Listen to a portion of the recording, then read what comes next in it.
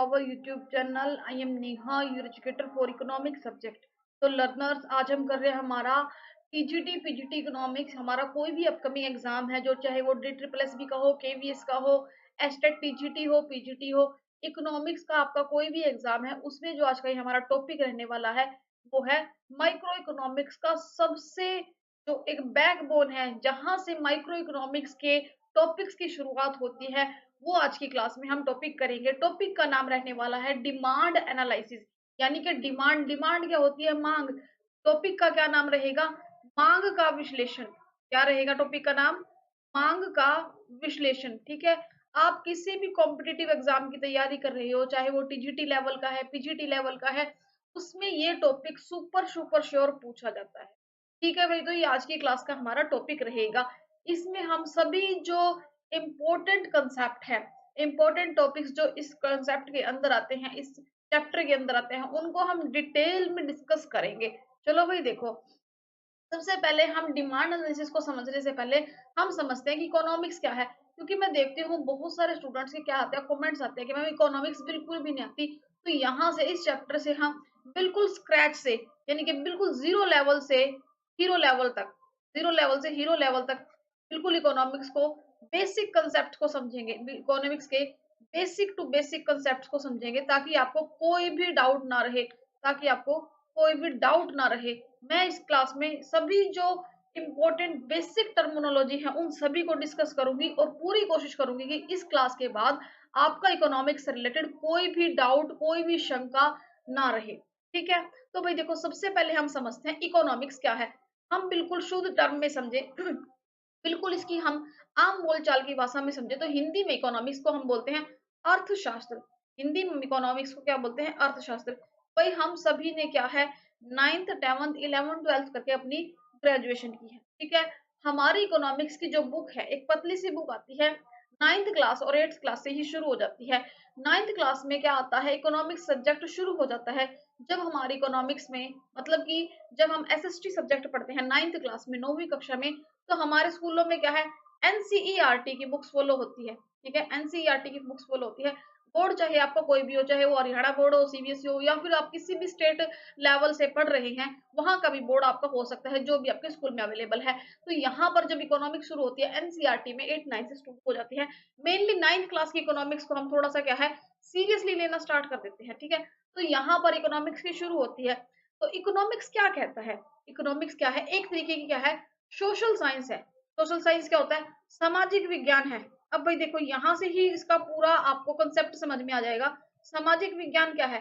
समाज कौन है भाई? समाज आपसे, मुझसे, हम सभी से मिलकर बनता है। तो भाई जो सोशल साइंस है, वो समाज के लोगों का विज्ञान है। ठीक है।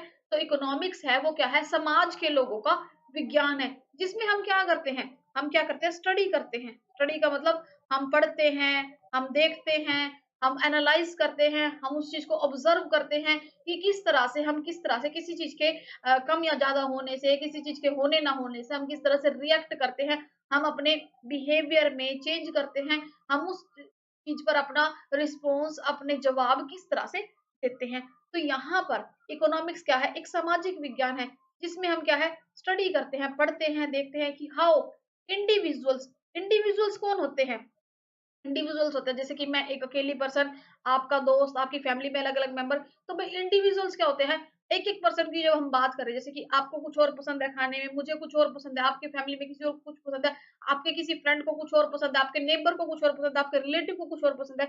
मतलब कि हमारी चॉइसेस, हमारे पॉइंट ऑफ व्यू, हमारे हैबिट्स सबके क्या है, अलग अलग अलग अलग हो सकते हैं। तो यहाँ पर इकोनॉमिक्स में हम क्या देखते हैं, ये वो विज्ञान है जिसमें हम देखते हैं कि इंडिविजुअल्स, यानी कि हर एक व्यक्ति अलग अलग, और कोई बिजनेस, यानी कि कोई व्यवसाय, और सरकार, गवर्नमेंट, सरकार क्या करती है, और सोसाइटी, सोसाइटी होता है एक पूरा समाज सोसाइटी होता है एक पूरा समाज, किस तरह से एलोकेट करती है। एलोकेट का मतलब होता है बंटवारा। एलोकेट का मतलब होता है बंटवारा। बंटवारे का मतलब होता है वितरण। ठीक है। वितरण लिखा हो, बंटवारा लिखा हो, या फिर किसी चीज को क्या करना, डिस्ट्रीब्यूट करना। डिस्ट्रीब्यूट का मतलब होता है बांटना। ठीक है। तो यहाँ पर इंडिविजुअल, कोई व्यवसायी, कोई सरकार, कोई समाज किस तरह से डिस्ट्रीब्यूट करती है, बांटती है स्केयर रिसोर्सेज। स्केयर रिसोर्सेज का मतलब होता है दुर्लभ संसाधन, ठीक है भाई, दुर्लभ संसाधन। अब भाई देखो संसाधन क्या होते हैं और फिर उसके आगे हमने टर्म क्या लगा दी, दुर्लभ। भाई संसाधन क्या होते हैं, संसाधन होते हैं दो टाइप्स के, जो हमें नेचुरल ने, यानी कि जो हमें प्रकृति ने चीजें दी है। प्रकृति ने हमें बहुत अच्छी अच्छी चीजें दी है। प्रकृति ने हमें जमीन दी है, हमें हवा दी है, हमें पानी दिया है, हमें पेड़ पौधे दिए, हमें हमें पशु पक्षी दिए हैं, हमें बहुत अच्छी अच्छी चीजें दी है प्रकृति ने। तो जो चीजें हमें प्रकृति ने दी है, जो चीजें हमें प्रकृति ने दी है, उसको हम क्या कहते हैं, नेचुरल रिसोर्सेज, यानी कि प्राकृतिक संसाधन कहते हैं। और जो चीजें हमने अपनी सहूलियत के लिए, जो चीजें हमने अपनी सहूलियत के लिए, अपने काम को इजी बनाने के लिए की है, मतलब कि जैसे कि देखो, अब आपका काम क्या है, जल्दी से हो जाए, ठीक है। अब आपका काम जल्दी हो जाए, आपको कपड़े धोने, आप क्या करोगे, वॉशिंग मशीन लगाओगे और अपने कपड़े धोना स्टार्ट कर दोगे, ठीक है। तो वॉशिंग मशीन क्या होगी, वॉशिंग मशीन हमें प्रकृति ने नहीं दी, वॉशिंग मशीन ह्यूमन ने अपने काम को आसान करने के लिए खुद डेवलप की है। तो ये होते हैं जो हमने अपने काम को इजी बनाने के लिए इंसानों ने बनाए हैं, वो होते हैं मैन मेड रिसोर्सेज, यानी कि मानव निर्मित संसाधन। और जो हमें प्रकृति से, नेचर से मिले हैं, जिनमें क्या है, कोई मिलावट नहीं है, वो होते हैं हमारे नेचुरल रिसोर्सेज। तो यहाँ बात हो रही है सभी रिसोर्सेज की। शेयर का मतलब होता है दुर्लभ, जो हमें आसानी से नहीं मिलते, मतलब कि जिनके लिए हमें थोड़ा सा क्या होता है, एफर्ट्स करना पड़ता है, थोड़ा सा क्या है, एफर्ट्स करना पड़ता है, मतलब कि वो वो संसाधन जिसके लिए हमें थोड़ी सी कोशिश करनी पड़ती है, थोड़े से क्या करनी पड़ती है, मेहनत करनी पड़ती है। उन रिसोर्सेज को क्या करने के लिए, सेटिस्फाई, सेटिस्फाई का मतलब होता है उनका, उनके सेटिस्फाई करने का मतलब कहते हैं भाई मुझे यहाँ पर सेटिस्फाई करके मतलब कि बहुत अच्छा लगा, मैं सेटिस्फाइड हुआ, मैं संतुष्ट हूँ। उनको संतुष्ट करने के लिए जो हमारी नीड्स है, नीड्स क्या होती है, हमारी जरूरतें हैं, through the production, distribution and consumption of goods and services. तो भाई देखो, हम क्या देखते हैं यहाँ पर कि जो हमारे पास सामान है, जो हमारे पास चीजें हैं, उनको हम किस तरह से यूज करेंगे, किस तरह से उनको बनाएंगे, किस तरह से उनको बांटेंगे, किस तरह से हम उनको यूज करेंगे, जो भी हमारे पास अवेलेबल है, उसको हम किस तरह से अपने डे टू डे लाइफ में खाएंगे पिएंगे और किस तरह से उसका यूज करेंगे, ठीक है। अब भाई देखो बिल्कुल इजी वे में समझो। अब आपके पास क्या है, एक यहाँ पर हम टर्म देखते हैं इकोनॉमिक्स में, जो हमारी नीड्स है, नीड्स क्या होती है, हमारी जरूरतें, डिजायर्स होती है हमारी इच्छाएं, ये हमारी जो जरूरतें हैं, इच्छाएं क्या है, वो है अनलिमिटेड है, क्या है, अनलिमिटेड है। अनलिमिटेड का मतलब होता है असीमित है, असीमित है, ठीक है भाई। एक इंसान है, उसकी बहुत सारी इच्छाएं होती है, बहुत सारे सपने होते हैं कि भाई मैं अच्छे कपड़े भी पहनूं, अच्छा फोन भी खरीदूं, अच्छे ब्रांडेड फुटवियर्स भी कैरी करूं, अच्छा मेरे पास हैंड बैग भी हो, अच्छे घर में मैं भी रहूं, अच्छे गाड़ियां भी मेरे पास हो, अच्छी ब्रांडेड ज्वेलरी भी मेरे पास हो, बहुत अच्छे अच्छे जो कीमती गोल्ड है, सिल्वर है, डायमंड्स है, बहुत अच्छी अच्छी उसकी क्या है, डिजायर्स होती है। वो चाहता है कि मैं फॉरेन ट्रिप्स भी करूं, मेरे पास एक अच्छा एप्पल का क्या है, नोट भी हो, नोटबुक भी हो, एप्पल की आई वॉच भी हो, बहुत सारी उसकी क्या है, ह्यूमन की डिजायर्स होती है। भाई अलग अलग ह्यूमंस की अलग अलग नीड्स और डिजायर्स हो सकती है, ठीक है। तो मैं एक अगर कॉलेज गोइंग स्टूडेंट की बात करूँ, तो वो चाहता है कि भाई मेरे पास एक अच्छा टू व्हीलर हो, ठीक है। कॉलेज गोइंग स्टूडेंट की मैं बात कर रही हूँ, अच्छा टू व्हीलर हो, मेरे पास अच्छे रोज के पहनने के लिए कपड़े हो, अच्छे मेरे पास क्या है, फुटवियर हो डेली के, अच्छा मेरे पास हैंड बैग्स का कलेक्शन हो, अच्छे अच्छे मेरे पास क्या है, मोबाइल फोन को चेंज करने के लिए कवर हो, बढ़िया मेरे पास एप्पल का फोन हो, ठीक है। हर रोज की मेरी एक अच्छी पॉकेट मनी हो, ताकि मैं अच्छे से घूम सकूं फिर सकूं। ये सभी क्या उसकी डिजायर्स है, ठीक है। तो यहाँ पर हमारे डिजायर्स क्या होते हैं, अनलिमिटेड है, उसके अलावा भी उसकी और भी बहुत सारी डिजायर्स हो सकती है। लेकिन भाई देखो, अब डिजायर्स तो क्या है, अनलिमिटेड है, उनको पूरा करने के लिए जो रिसोर्सेज है, उनको पूरा करने के लिए रिसोर्सेज है, रिसोर्सेज क्या है, भाई उसकी पॉकेट मनी की हम बात करें, ठीक, पॉकेट मनी की बात करें, ठीक है, तो वो क्या है, ये चलो भाई वो खुद भी थोड़ा बहुत क्या करता है, काम करता है, ठीक है। अब वो पर्सन है, थोड़ा बहुत खुद भी क्या काम करता है, या फिर उसकी सैलरी की बात करें, ठीक है, उसकी सैलरी या पॉकेट मनी क्या होती है, लिमिटेड होती है, क्या होती है, लिमिटेड होती है। लिमिटेड का मतलब होता है सीमित होती है। भाई देखो, उसकी इच्छाएं तो क्या है, अनलिमिटेड है, उसे ये भी चाहिए, उसे वो भी चाहिए, उसे ये भी चाहिए, सब चीजें चाहिए उसको। उसको अच्छा फास्ट फूड भी खाना है, उसको अच्छी जगह घूमना भी है, उसको अपने फ्रेंड्स का ट्रिप पे भी जाना है, उसको फॉरेन ट्रिप पे भी जाना है, उसको क्या है, ऑनलाइन शॉपिंग भी करनी है, उसको ऑफलाइन शॉपिंग भी करनी है, उसको बहुत सारी चीजें चाहिए, ठीक है। उसकी क्या है, डिजायर्स क्या है, अनलिमिटेड है। लेकिन जो उसको पूरा करने के लिए उसके पास जो पैसे है, चाहे वो अपनी फैमिली से उसको पॉकेट मनी मिलती है या फिर वो खुद भी जॉब कर रहा है अपनी जो सैटिस्फैक्शन है अपनी नीड्स को पूरा करने के लिए, अपने सेल्फ डिपेंडेंट भी है, तो उसकी सैलरी है या जो पॉकेट मनी है वो क्या है, लिमिटेड है। लिमिटेड है मतलब कि हर महीने, क्या मतलब कि हर महीने एवरी मंथ की बात करूँ तो मैं उसको क्या मान लो 20,000 रुपए क्या मिलती है, सैलरी मिलती है, ठीक है? 20,000 रुपए उसको सैलरी मिलती है। भैया 20,000 रुपए को वो किस तरह से खर्च करेगा? 20,000 रुपए को वो इस तरीके से खर्च करेगा, इसको जो सबसे ज़्यादा ज़रूरत है, बेसिक जो उसकी नीड्स है, वो पूरी हो जाए। तो भई देखो हमारी बेसिक नीड्स क्या होती है? हमारी आधारभूत आवश्यकताएँ बोलते हैं हम इसको बेसिक नीड्स को। सबसे पहले हमें चाहिए भोजन, ठीक है? भई हमें पेट भरना है, यानी कि फूड, ठीक है? फिर हमें चाहिए क्या? शेल्टर, मकान, रहने के लिए छत, ठीक है? आवास। फिर हमें चाहिए क्या? कपड़े, ठीक है? क्लॉथ, ठीक है? तो ये हमारी क्या है? बेसिक नीड्स है। अब भई देखो हम उसकी स्टूडेंट की बात कर रहे हैं। अब उसकी इच्छाएँ तो बहुत सारी है। मैंने आपको बता दिया उसको आईफ़ोन भी चाहिए, उसको आईपैड भी चाहिए, उसको वॉच भी चाहिए, उसको ये भी चाहिए, वो भी चाहिए, घूमने के लिए भी ब्रांडेड कपड़े भी चाहिए। अब वो क्या करेगा? सबसे पहले वो 20,000 में से क्या करेगा कि भई उसको यूँ लगता है कि भई ये मेरी सबसे ज़्यादा ज़रूरत की चीज़ें हैं। तो वो देखेगा भई वो कॉलेज जाता है, पढ़ता है तो उसको देखना है कि मुझे सबसे ज़्यादा ज़रूरत किसकी है? बुक्स की। फिर मुझे सबसे ज़्यादा ज़रूरत किसकी है? नोट्स की। फिर मुझे सबसे पहले क्या है अपनी फीस पे करनी है कॉलेज की या स्कूल की, ठीक है? फिर इन खर्चों को करने के बाद सबसे ज़रूरी उसके लिए क्या है? बुक्स, नोट्स, फीस, ठीक है? पे करना। उसके बाद क्या करेगा वो? उसके बाद क्या करेगा वो अपने लिए जो उसको ज़रूरत की चीज़ें हैं, अपना रिचार्ज वगैरह फ़ोन का, ठीक है? अपने खाने-पीने का सामान, ठीक है? अपने कपड़े, ठीक है? या फिर उसके जो और भी जो ज़रूरत है, ठीक है? जो उसके और भी काम की चीज़ है, जो उसके लिए बहुत ज़रूरी है, उन पर वो खर्च करेगा। तो इकोनॉमिक्स हमें ये सिखाती है कि किस तरह से हम अपनी ज़रूरतों को सैटिस्फाई करते हैं, पूरा करते हैं, जो हमारे पास अवेलेबल है, जो हमारे पास रिसोर्सेज़ है, उसको हम किस तरह से बाँटें कि हमारी जो इच्छाएँ हैं, उनको हम अन हमारी जो इच्छाएँ हैं, वो अनलिमिटेड है और उनका पूरा करने के साधन हैं, वो लिमिटेड है। तो इकोनॉमिक्स हमें ये सिखाता है कि किस तरह से एक व्यक्ति, एक सोसाइटी, एक समाज, एक सरकार बँटवारा करती है गुड्स का और सर्विसेज़ का कि वो सभी कंज़म्पशन कर सके, प्रोडक्ट कर सके, डिस्ट्रीब्यूट कर सके। इकोनॉमिक्स हमें यही सिखाता है। ठीक है भई? ये होता है हमारा इकोनॉमिक्स का बेसिक टर्मिनोलॉजी। अब हम बात करते हैं कि यहाँ हम क्या है इकोनॉमिक्स को 2 इक्वल पार्ट्स में पढ़ते हैं। 2 पार्ट्स में पढ़ते हैं। पहले तो हमने समझा कि इकोनॉमिक्स क्या है। पहले हमने समझा कि इकोनॉमिक्स क्या है। ठीक है भई? अब इकोनॉमिक्स एक बहुत बड़ा कांसेप्ट है। बहुत बड़ा कांसेप्ट है, बहुत बड़े वाइड लेवल पर हम इसको समझते हैं। फिर भाई 1933 में 1933 में क्या होता है, एक इकोनॉमिस्ट आते हैं। 1933 में एक इकोनॉमिस्ट आते हैं, नाम है उनका रेगनर फिश, नाम है उनका रेगनर फिश, ठीक है? वो क्या करते हैं भई इकोनॉमिक्स को ना हम 2 पार्ट्स में बाँट देते हैं।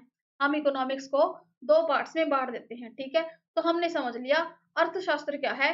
सामाजिक विज्ञान की वो शाखा है जिसके अंदर हम वस्तु और सेवाओं का उत्पादन, वितरण, उपभोग का अध्ययन करते हैं, वही अर्थशास्त्र कहलाता है। ये क्या है? 2 टाइप्स का होता है। ये किसने टाइप बताए थे? ये टाइप बताए थे रैगनर फ्रिश ने। किसने? रैगनर फ्रिश ने 1933 में, ठीक है? रैगनर फ्रिश ने।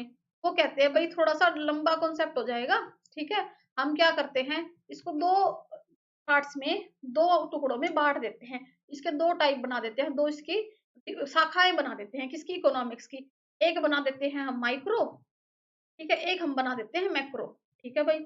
माइक्रो को हम हिंदी में कहते हैं व्यष्टि, मैक्रो को हम हिंदी में कहते हैं समष्टि, ठीक है? व्यष्टि अर्थशास्त्र, समष्टि अर्थशास्त्र। अब ये माइक्रो और मैक्रो क्या होता है भई? ये आगे जाकर जब हम टीजीटी, पीजीटी लेवल पर पढ़ते हैं, तो ये आगे जाकर पूरे-पूरे सब्जेक्ट बन जाते हैं और वो एक बहुत बड़े लेवल पर इकोनॉमी को रिप्रेज़ेंट करते हैं, ठीक है? अब माइक्रो इकोनॉमिक्स, मैक्रो इकोनॉमिक्स जिन्होंने 11th-12th में इकोनॉमिक्स पढ़ी होगी, वहाँ भी होती है। अलग-अलग ये बुक होती है, अलग-अलग ही सब्जेक्ट होता है। लेकिन जब हम इसको और बड़े लेवल पर पढ़ते हैं टीजीटी में, पीजीटी में, मास्टर्स में अपनी और जब हम आगे कॉन्सेप्ट्स को पढ़ते हैं, हायर लेवल पर जब इसको स्टडी करते हैं, तो ये बहुत बड़े एक वाइड लेवल पर पहुँच जाता है और इसको रिप्रेज़ेंट करता है हमारी इकोनॉमी के अलग-अलग एस्पेक्ट्स को, ठीक है? तो भई देखो, माइक्रो इकोनॉमिक्स किसकी बात कर रहे हैं हम? माइक्रो की, ठीक है? माइक्रो की बात कर रहे हैं। भई इसमें क्या है? आई है। माइक्रो में क्या है? आई है। नाम ही क्या है? Micro. I stands for individuals, I stand for individual, individual होता है एकल। जब हम एक व्यक्ति, एक समाज, एक पूरे शहर, एक परिवार, एक सोसाइटी, ठीक है, एक बिज़नेस की बात करते हैं, मतलब कि हम छोटे लेवल पर बात कर रहे हैं। ठीक है? भई मैं कहूँ कि मुझे ये चीज़ पसंद है, मैं इस चीज़ का कंज़म्पशन करती हूँ। फिर मैं कहूँ ये जो इस पर्सन का बिज़नेस है, इसकी फैक्ट्री है, यहाँ पर क्या है बिस्किट का प्रोडक्शन होता है। मैंने सिर्फ़ एक फैक्ट्री की बात की है। मैं कहती हूँ कि इस शहर में सभी लोग इस चीज़ का, इस शैम्पू का प्रयोग करते हैं, ठीक है? मैं कहूँ इस फैमिली में सभी को ये चीज़ बहुत पसंद है। तो हमने क्या किया, सिर्फ़ एक फैमिली की, एक सोसाइटी की, एक परिवार की, एक इंसान की क्या की, बात की, ठीक है? वो होता है माइक्रो लेवल, ठीक है? माइक्रो मतलब कि देखो माइक्रो में क्या आ रहा है, माइक्रो, माइक्रो में आई आ रहा है। आई का मतलब इंडिविजुअल। जब हम एक व्यक्ति, एक परिवार, एक उपभोक्ता, एक सोसाइटी, एक बिज़नेस की बात करें, मतलब कि हम स्मॉल लेवल की बात करें, ठीक है? हम छोटे लेवल की बात करें तो हम पढ़ते हैं माइक्रो इकोनॉमिक्स, ठीक है? व्यष्टि अर्थशास्त्र, क्या पढ़ते हैं हम? व्यष्टि अर्थशास्त्र। जब हम क्या है, अब देखो हम किसकी बात कर रहे हैं, अब हम बात करते हैं मैक्रो की, ठीक है? अब हम बात करते हैं मैक्रो की। मैक्रो में क्या आ गया, ए। ए का मतलब एग्रीगेट, एग्रीगेट का मतलब टोटल, टोटल, लो टोटल क्या हो गया, टोटल में सभी आते हैं। टोटल में हम सभी को क्या करते हैं, जोड़ देते हैं। हम कहते हैं ना भई आपके पास ये है, इन सभी का टोटल कर दो, इन सभी पैसों का टोटल कर दो। भई आपके पास ₹10 है, आपके भाई के पास ₹20 है, आपकी मम्मी के पास इतने हैं, आपके पापा के पास इतने हैं। हम कहते हैं चलो सभी का टोटल कर दो।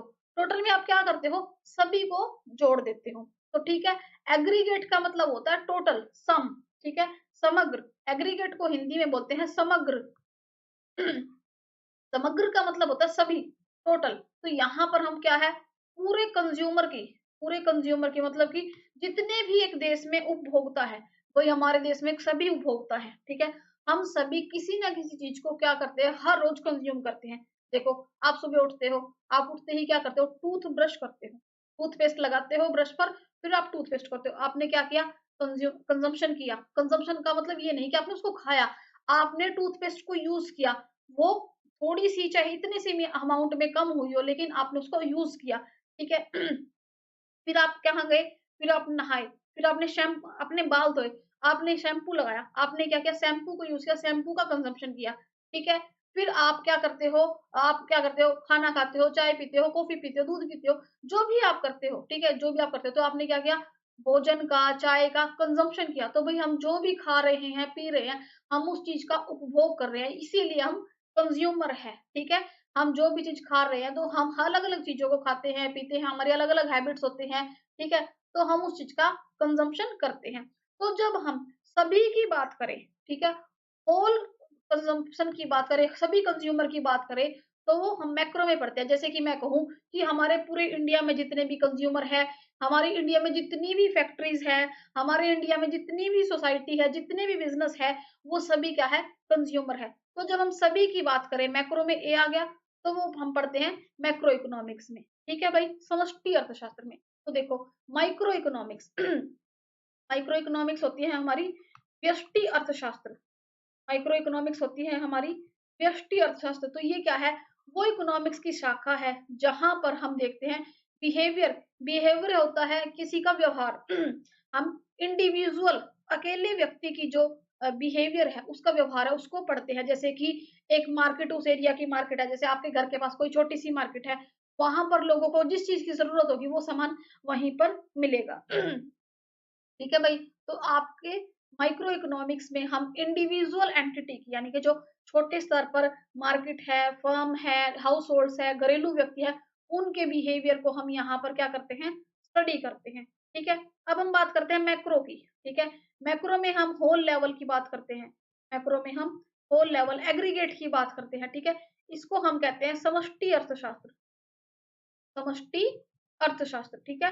तो समष्टि अर्थशास्त्र में हम क्या कहते हैं, ओवरऑल बिहेवियर, मतलब कि हम सभी को करते हैं। ओवरऑल का मतलब सभी को, टोटल की बात करते हैं हम, टोटल परफॉर्मेंस ऑफ इकोनॉमी, मतलब कि पूरे देश में जितने भी उपभोक्ता है, जितनी भी मार्केट है, जितनी भी फर्म्स है, जितने भी बिजनेसमैन है, जितने भी घरेलू परिवार है, हम सब की बात यहाँ पर उनके बिहेवियर को स्टडी करते हैं। तो यहाँ पर हमें ये 2 बातें समझ में आई कि इकोनॉमिक्स की हम 2 ब्रांचेस को पढ़ते हैं, 2 शाखाओं को पढ़ते हैं। ये इकोनॉमिक्स की दो ब्रांचेस है। ये किसने डिफाइन की थी? रेगनर फ्रिश ने डिफाइन की थी। किसने? रेगनर फ्रिश ने डिफाइन की थी 1933 में, 1933 में। उन्होंने कहा था भाई बहुत बड़ा कंसेप्ट हो जाएगा, बल्कि हो जाएगा, चलो इसको दो भागों में बांट देते हैं, माइक्रो और मैक्रो। ठीक है, माइक्रो का मतलब आई स्टैंड्स फॉर इंडिविजुअल यानी कि स्मॉल लेवल पर, और macro A stands for aggregate level यानी कि होल लेवल पर, बड़े स्तर पर। ठीक है, माइक्रो को हिंदी में व्यष्टि अर्थशास्त्र कहते हैं और मैक्रो को हिंदी में समष्टि अर्थशास्त्र कहते हैं। ठीक है भाई, चलो अब आगे देखो, हम इसमें क्या क्या है, माइक्रो की बात करते हैं, व्यष्टि अर्थशास्त्र की। तो माइक्रो में हम क्या क्या पढ़ते हैं? क्या भाई, माइक्रो में हम क्या क्या पढ़ते हैं और समष्टि मैक्रो में हम क्या क्या पढ़ते हैं? अब देखो भाई, हम पढ़ते हैं यहाँ पर उपभोक्ता का व्यवहार। तो यहाँ पर उपभोक्ता कौन है भाई? आप, मैं, सभी व्यक्ति, जो भी इकोनॉमी में है, जो भी एक जीवित व्यक्ति है, वो सभी क्या है? कंज्यूमर है। चाहे आपकी जरूरत कुछ हो, आपकी चॉइस कुछ हो, आपका व्यवहार कुछ हो। व्यवहार का मतलब ये नहीं कि हम दूसरों से कैसे बर्ताव करते हैं। यहाँ पर इकोनॉमिक्स की लैंग्वेज में हम व्यवहार का मतलब है कि किसी चीज का प्राइस अगर कम हो जाता है, किसी चीज का प्राइस अगर कम हो जाता है, तो हम उसमें किस तरह से व्यवहार करेंगे। हम फटाफट क्या करेंगे? अपनी मम्मी को फोन करेंगे। अगर हम मार्केट में, हमें लगता है कि देखो इस चीज का प्राइस ना कम है, एकदम हम शॉपकीपर बताते हैं कि इस चीज का ना, इस चीज के प्राइस पहले 200 थे, अब 80 रुपए हो गए। हम फटाफट मम्मी को फोन करेंगे या अपनी फ्रेंड को फोन करेंगे, अरे इस चीज के तो रेट कम हो रहे हैं, तू भी ले ले, मैं भी ले लूं। ठीक है, तो हम क्या करेंगे? उसकी ज्यादा क्वांटिटी खरीद लेंगे, कि ज्यादा क्वांटिटी खरीद लेंगे। तो यहाँ पर क्या है? कंज्यूमर के बिहेवियर की हम स्टडी करते हैं। उत्पादक, उत्पादक कौन होता है? प्रोड्यूसर, जो चीज को बनाता है, जैसे कि जो फैक्ट्री मैन है, फर्म है। अब वो क्या देखता है? अब आपके आसपास आप देखोगे अब जैसे कि त्योहार आते हैं, ठीक है, त्योहार आते हैं, होली का वक्त आता है, दिवाली का वक्त आता है, तो वहां पर क्या है? दिवाली के वक्त पर हमें क्या है? डेकोरेटिव आइटम्स मिलती हैं। तो ठीक है, तो जो मार्केट के जो शॉपकीपर है, वो क्या देखते हैं कि वो उस चीज, वो कंज्यूमर की जो डिमांड है भाई, उस टाइम हमें किस चीज की डिमांड होती है? दीपावली के वक्त हमें प्रोडक्ट क्या होते हैं? डेकोरेटिव आइटम्स, यानी कि जो सजावटी चीजें होती है, लाइट्स वगैरह होती है, दिए होते हैं, उस चीज का वो आगे अपनी दुकानों के सामान रख देते हैं कि ताकि लोग खरीदे। आपने कभी देखा कि दीपावली आने वाली है और कोई लोग रंग बेच रहे हैं, पिचकारियां बेच रहे हैं, होली का सामान बेच रहे हैं? नहीं। तो प्रोड्यूसर को इतनी समझ है, वो उसी के अकॉर्डिंग अपना व्यवहार करता है, उसी के अकॉर्डिंग अपना सामान बेचता है। ठीक है, अब रक्षाबंधन का त्योहार आता है, आप पूरी मार्केट में देखोगी, सभी जगह राखियों की सेल हो रही है। तो जो प्रोड्यूसर होता है, वो वही सामान बेचता है जिसकी कंज्यूमर को उस वक्त जरूरत होती है। ठीक है, अब आप होली के वक्त मार्केट में जाओगे तो आपको कलर्स दिखेंगे, पिचकारियां दिखेगी, बच्चों के खेलने का सामान दिखेगा, जो भी होली के वक्त सामान की जरूरत होती है, तो उस समय वो बिकता है। ठीक है, तो यहाँ पर हम किसकी बात करते हैं? कंज्यूमर बिहेवियर की, कि कंज्यूमर कैसे रिएक्ट करता है कि जब प्राइस बढ़ जाते हैं तो वो कम सामान खरीदेगा, घट जाते हैं तो वो ज्यादा सामान खरीदेगा। प्रोड्यूसर वही सामान बेचता है। प्रोड्यूसर कौन है? कोई बिजनेसमैन है, कोई शॉपकीपर है, कोई फर्म है। ठीक है, तो वही सामान बेचेगा कि जो उसको जरूरत होगी। आपने कभी देखा कि गर्मियों में लोग ऊन के कपड़े खरीद रहे हैं, सर्दी की स्वेटर खरीद रहे हैं? तो नहीं, जिस वक्त हमें जिस चीज की जरूरत होती है, हम वही खरीदते हैं। कीमत निर्धारण यानी कि प्राइस का जो कंट्रोल है, निर्धारण, हम किस तरह से प्राइस को कंट्रोल करेंगे। कल्याण अर्थशास्त्र मतलब कि सोसाइटी का किस तरह से कल्याण होगा, भला होगा। ठीक है, ये हम माइक्रो में पढ़ते हैं। ठीक है, हम माइक्रो में पढ़ते हैं। बात करते हैं मैक्रो की। मैक्रो में हम होल लेवल पर स्टडी करते हैं, मतलब कि सभी को स्टडी करते हैं। ठीक है, तो देखो इसमें राष्ट्रीय आय, राष्ट्रीय का मतलब सभी की, हमारे पूरे देश की नेशनल इनकम क्या है? रोजगार, रोजगार का मतलब एम्प्लॉयमेंट। राष्ट्रीय आय, नेशनल इनकम क्या है और सभी के पास कितना रोजगार है। राजकोषीय और मौद्रिक नीतियां मतलब कि जो हमारे देश की नीतियां है, फिस्कल पॉलिसी, मॉनेटरी पॉलिसी, वो किस तरह से वर्क करती है। सरकार अपना बजट कैसे बनाती है, हमारे देश की एक्सचेंज रेट क्या है और बैलेंस ऑफ पेमेंट क्या है। मतलब कि जो बड़े बड़े जो काम होते हैं जिसमें हम पूरी इकोनॉमी को लेके चलते हैं, वो हम मैक्रो में, समष्टि अर्थशास्त्र में पढ़ते हैं। ठीक है, अब देखो हमें पता चल गया, माइक्रो में हम इंडिविजुअल की बात करते हैं। भाई देखो, मेरी इनकम इतनी है, आपकी इनकम इतनी है, आपके पड़ोसी की इनकम इतनी है, आपकी फ्रेंड की इतनी इनकम है। ये हम किसमें पढ़ते हैं? माइक्रो इकोनॉमी में, व्यष्टि अर्थशास्त्र में। ठीक है, जब हम पूरे देश की बात करते हैं, नेशनल इनकम की, हमारे पूरे देश की इतनी इनकम है, ये हमारे पूरे देश की राष्ट्रीय आय है, तो हम मैक्रो इकोनॉमिक्स की बात करते हैं, समष्टि अर्थशास्त्र की बात करते हैं। ठीक है, राष्ट्रीय आय की बात करते हैं।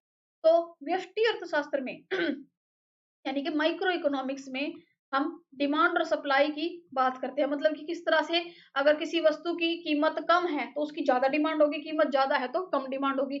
और मैक्रो में हम टोटल एम्प्लॉयमेंट इकोनॉमी में, एक अर्थव्यवस्था में कितने लोगों के पास काम है, मतलब कि पूरी जो हमारी इकोनॉमी है उसमें कितने लोगों के पास एम्प्लॉयमेंट है उसकी बात हम करते हैं। ठीक है। और माइक्रो में हम हाउस होल्ड्स और फर्म के डिसीजंस क्या है, मतलब कि एक घर के कितने लोग हैं उसके क्या डिसीजन है, एक फर्म किस तरह से अपना काम करती है उसकी बात करते हैं। और इसमें हम सभी डिसीजंस, मतलब कि पूरी इकोनॉमी किस तरह से वर्क कर रही है उसके बारे में स्टडी करते हैं। ठीक है। यहाँ पर माइक्रो में हम इंडिविजुअल प्राइस, किसी एक वस्तु का ये प्राइस है उसकी स्टडी करते हैं। और मैक्रो में हम ओवरऑल जो भी प्राइस अवेलेबल है मार्केट में उसकी स्टडी करते हैं। ठीक है। तो भाई हमें पता चल गया कि जो माइक्रो इकोनॉमिक्स है यानी कि व्यष्टि अर्थशास्त्र है, छोटी आर्थिक इकाइयों के से संबंधित है। इसमें एक व्यक्ति, एक गृहस्थ यानी कि एक घरेलू किसी का घर है उसके बारे में बात करते हैं, एक फर्म के बारे में बात करते हैं, व्यक्तिगत उपभोक्ता एक सिंगल कंज्यूमर के बारे में हम बात करते हैं। और समष्टि अर्थशास्त्र में, मैक्रो में, हम संपूर्ण यानी कि पूरी अर्थव्यवस्था के स्तर पर जितने भी हमारे फर्म है, जितने भी कंज्यूमर है एक देश में, जितने भी लोग हैं, उन सभी के आर्थिक मुद्दों पर यहाँ पर हम बात करते हैं मैक्रो में। ठीक है। अब देखो, ये भी एक बहुत इंपॉर्टेंट, अभी तक हमने पढ़ी थी इकोनॉमिक्स की दो ब्रांचेस यानी कि इकोनॉमिक्स की दो शाखाएं, माइक्रो इकोनॉमिक्स और मैक्रो। अब हम पढ़ते हैं इकोनॉमिक्स के दो पहलू होते हैं, मतलब कि दो तरीके से हम इकोनॉमिक्स के एस्पेक्ट्स को देखते हैं। यहाँ पर हम पढ़ते हैं पॉजिटिव इकोनॉमिक्स और नॉर्मेटिव इकोनॉमिक्स। यहाँ पर नॉर्मेटिव का मतलब आप नेगेटिव मत लेना कि हम नेगेटिव साइड इकोनॉमिक्स के पढ़ेंगे, नहीं। पॉजिटिव इकोनॉमिक्स को हिंदी में हम बोलते हैं सकारात्मक अर्थशास्त्र, और नॉर्मेटिव को हम बोलते हैं आदर्शात्मक अर्थशास्त्र, आदर्शात्मक अर्थशास्त्र। ठीक है। कहीं जहां पर इसको नॉर्मेटिव को हिंदी में नियात्मक भी लिखा हो सकता है। दोनों का एक ही मतलब है, या तो आदर्शात्मक लिखा होगा या नियात्मक लिखा होगा। ठीक है। इन दोनों का एक ही मतलब है। और पॉजिटिव इकोनॉमिक्स मतलब कि सकारात्मक अर्थशास्त्र। तो यहाँ पर देखो किस तरीके से हम इनको डिफाइन करते हैं। इन दोनों के दो जो डिफरेंस है वो क्या है, अलग अलग है, मतलब कि दोनों के जो पॉइंट ऑफ व्यू है वो अलग अलग है। देखो, जब हम किसी चीज को, कोई फैक्ट है, मतलब कोई सच्चाई है, कोई जीवन की या कोई हमारी अर्थव्यवस्था में ऐसा वक्त चल रहा है, कोई ऐसे फैक्टर्स चल रहे हैं जिसकी वजह से हम क्या अपने जजमेंट देते हैं, अपना पॉइंट ऑफ व्यू रखते हैं, हम अपनी ओपिनियन देते हैं। हम कहते हैं ना कि अलग अलग पर्सन के अलग अलग ओपिनियंस होते हैं। ठीक है। तो ये क्या है, जैसे कि देखो अब क्या है, हम कहते हैं कि जो करंट अनएम्प्लॉयमेंट रेट है वो क्या है, 20% है। मतलब कि जो हमारे देश में, एक एग्जांपल लेते हैं इस वक्त हमारे देश में जो वर्तमान बेरोजगारी की दर है वो 20% है। और ये सच्चाई है। ठीक है। मैं एक आपको एग्जांपल देती हूँ। मैं कहूँ कि जो हमारा देश है वो विकासशील है। ठीक है। मैं कहूँ कि हमारा जो देश है वो डेवलपिंग कंट्री है। एक मतलब कि डेवलपिंग का मतलब होता है विकासशील, मतलब कि अभी भी हम पूरी तरह से डेवलप्ड नहीं है, विकसित नहीं है, हम विकासशील देशों की कैटेगरी में आते हैं। मतलब कि अभी भी हमें बहुत सारी जगह पर विकास करना है, अभी भी हम पूरी तरह से विकसित नहीं हुए, और यही सच्चाई है। ठीक है। तो यहाँ पर इस चीज को हम नहीं बदल सकते। जैसे कि मैं कहूँ कि जो सूर्य है वो पूर्व से निकलता है। ठीक है। आप इस बात से मना नहीं कर सकते, ये सच है। ये जो चीज है वो वैसी की वैसी ही रहेगी। आप ये नहीं कह सकते कि नहीं मैडम, सूर्य तो दक्षिण से निकलता है, नहीं। तो पॉजिटिव इकोनॉमिक्स क्या होती है, facts without making value judgements और ओपिनियंस, मतलब कि जो सच्चाई है उस पे हम अपना जजमेंट नहीं रख सकते, हम अपना जिसमें कोई जजमेंट नहीं है, विदाउट, मतलब कि जो सच्चाई है तो सच्चाई है, विदाउट जजमेंट और opinion, it's responsible for understanding economic phenomena. मतलब कि हमें उस सच्चाई को समझने की जरूरत है। जो चीजें हैं वो वैसी की वैसी ही है, हाउ थिंग्स आर, मतलब कि जो है वैसे का वैसे ही रहेगा, जैसा है वैसा है। ठीक है। अब देखो, हेल्थ है, हेल्थ का मतलब हमारी स्वास्थ्य है, उसकी स्पेंडिंग पर यानी कि जो हेल्थ पर जो खर्च कर रही है वो सरकार 25% खर्च कर रही है। ठीक है भाई, जो हमारा बजट अलॉट होता है उसमें से 25% सरकार हमारे स्वास्थ्य पर खर्च कर रही है। ठीक है। ये होते हैं पॉजिटिव साइंस। ठीक है, पॉजिटिव इकोनॉमिक्स। अब हम बात करते हैं नॉर्मेटिव की। नॉर्मेटिव को हिंदी में आदर्शात्मक अर्थशास्त्र कहते हैं या फिर नियात्मक अर्थशास्त्र कहते हैं। ठीक है। तो जब हम नॉर्मेटिव इकोनॉमिक्स की बात करते हैं जिसमें फैक्ट्स हैं, यानी कि जो फैक्ट्स है या फिर जो हमारे फिनोमिना है, कोई भी फिनोमिना है, कोई फैक्ट है, कोई भी बात है, उसमें हम क्या है अपनी जजमेंट ऐड कर देते हैं, अपनी जजमेंट ऐड कर देते हैं। हम कहे कि नहीं, अनएम्प्लॉयमेंट तो 20% से ज़्यादा होना ही नहीं चाहिए, अनएम्प्लॉयमेंट तो 20% से ज़्यादा होना ही नहीं चाहिए। अब हमारे देश में क्या है, बहुत सारे लोग क्या है, गरीब है, तो मैं उसका आपको पीछे की वजह बताती हूँ। कि हम कहते हैं कि हमारा देश अभी भी गरीबी से जूझ रहा है, तो उसके पीछे की क्या है, हमारे देश में इनकम इनइक्वालिटी है। इनकम इनइक्वालिटी का मतलब आय में असमानता है। आय में असमानता का मतलब कि बहुत सारे लोगों की जो इनकम है वो बहुत ज़्यादा है और कुछ लोगों की जो इनकम है बहुत कम है। मतलब कि किसी की इनकम ज़्यादा है, किसी की इनकम बहुत ज़्यादा है और किसी की इनकम इतनी कम है कि वो अपनी जो ज़रूरत की चीज़ें हैं उनको भी नहीं खरीद सकता। इसी वज़ह से हमारे देश में गरीबी है। हमारे देश में क्या है, शिक्षा का स्तर भी अच्छा नहीं है। कुछ लोग पढ़ाई से क्या रह जाते हैं, वंचित रह जाते हैं, इसीलिए भी वो गरीब रह जाते हैं। कुछ लोग क्या है इतनी कोशिश नहीं करते कि वो अपना जीवन स्तर अच्छा कर सकें, इस वज़ह से भी वो गरीब रह सकते हैं। मैंने आपको उसके पीछे की वजह बता दी। लेकिन अब यहाँ पर आप अपना पॉइंट ऑफ व्यू रखते हो कि नहीं गरीब इसलिए है क्योंकि वो गरीब रहना पसंद करते हैं। तो यहाँ पर क्या है, आप ये कहते हो कि नहीं गरीबी तो खत्म होनी चाहिए। तो यहाँ पर क्या है, हमने अपनी जजमेंट दे दी, हमने अपनी क्या दे दी, वैल्यू जजमेंट दे दी, अपना पॉइंट ऑफ व्यू रख दिया। जब हम अपना पॉइंट ऑफ व्यू ऐड कर देते हैं, वो नॉर्मेटिव इकोनॉमिक्स होता है। Formulate states and desirable reality, मतलब कि जो रियलिटी है उस पर हम अपने क्या है पॉइंट ऑफ व्यू ऐड कर देते हैं। हम कहते हैं कि नहीं ये चीज ऐसे होनी चाहिए और वास्तव में वो जो चीज है वो वही है। ठीक है। अब हम कहें कि अब हमें पता है कि हमारे देश में क्या है, बेरोजगारी बहुत ज़्यादा है। अब हम कहें कि हमारे देश में मान लो 40% लोग बेरोजगार हैं।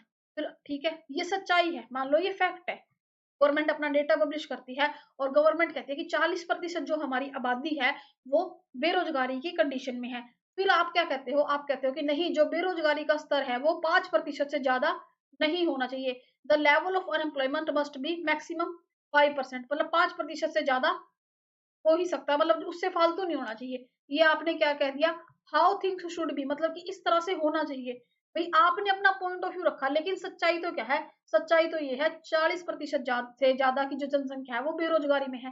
जब हम अपनी वैल्यू जजमेंट रखते हैं, वो होती है नॉर्मेटिव इकोनॉमिक्स, और जो वास्तविकता होती है, रियलिटी होती है, वो होती है पॉजिटिव इकोनॉमिक्स। ठीक है, ये होती है पॉजिटिव इकोनॉमिक्स। या तो पॉजिटिव इकोनॉमिक्स क्या कहता है, डिस्क्राइब इकोनॉमी, यानी कि जो हमारी अर्थव्यवस्था है उसको एक्चुअली में क्या करता है, बताता है। अवॉइडिंग वैल्यू जजमेंट, मतलब कि यहाँ पर ये जो लोगों की क्या बातें हैं, लोग अपना क्या पॉइंट ऑफ व्यू रखते हैं। भाई देखो, कोई भी गवर्नमेंट बनती है, जब इलेक्शन के बाद हमारे देश में कोई भी गवर्नमेंट बनती है, किसी भी पार्टी की बनती है, तो क्या है उसके क्या होते हैं, उस पार्टी के फॉलोवर्स भी होते हैं और उसके क्या है ऑपोजिशंस भी होती है। तो सभी के क्या होते हैं, अपने क्या होते हैं पॉइंट ऑफ व्यू रखते हैं। ठीक है, कोई बीजेपी को फॉलो करता है, कोई कांग्रेस को फॉलो करता है, कोई एनसीपी को फॉलो करता है, कोई बीएसपी को फॉलो करता है।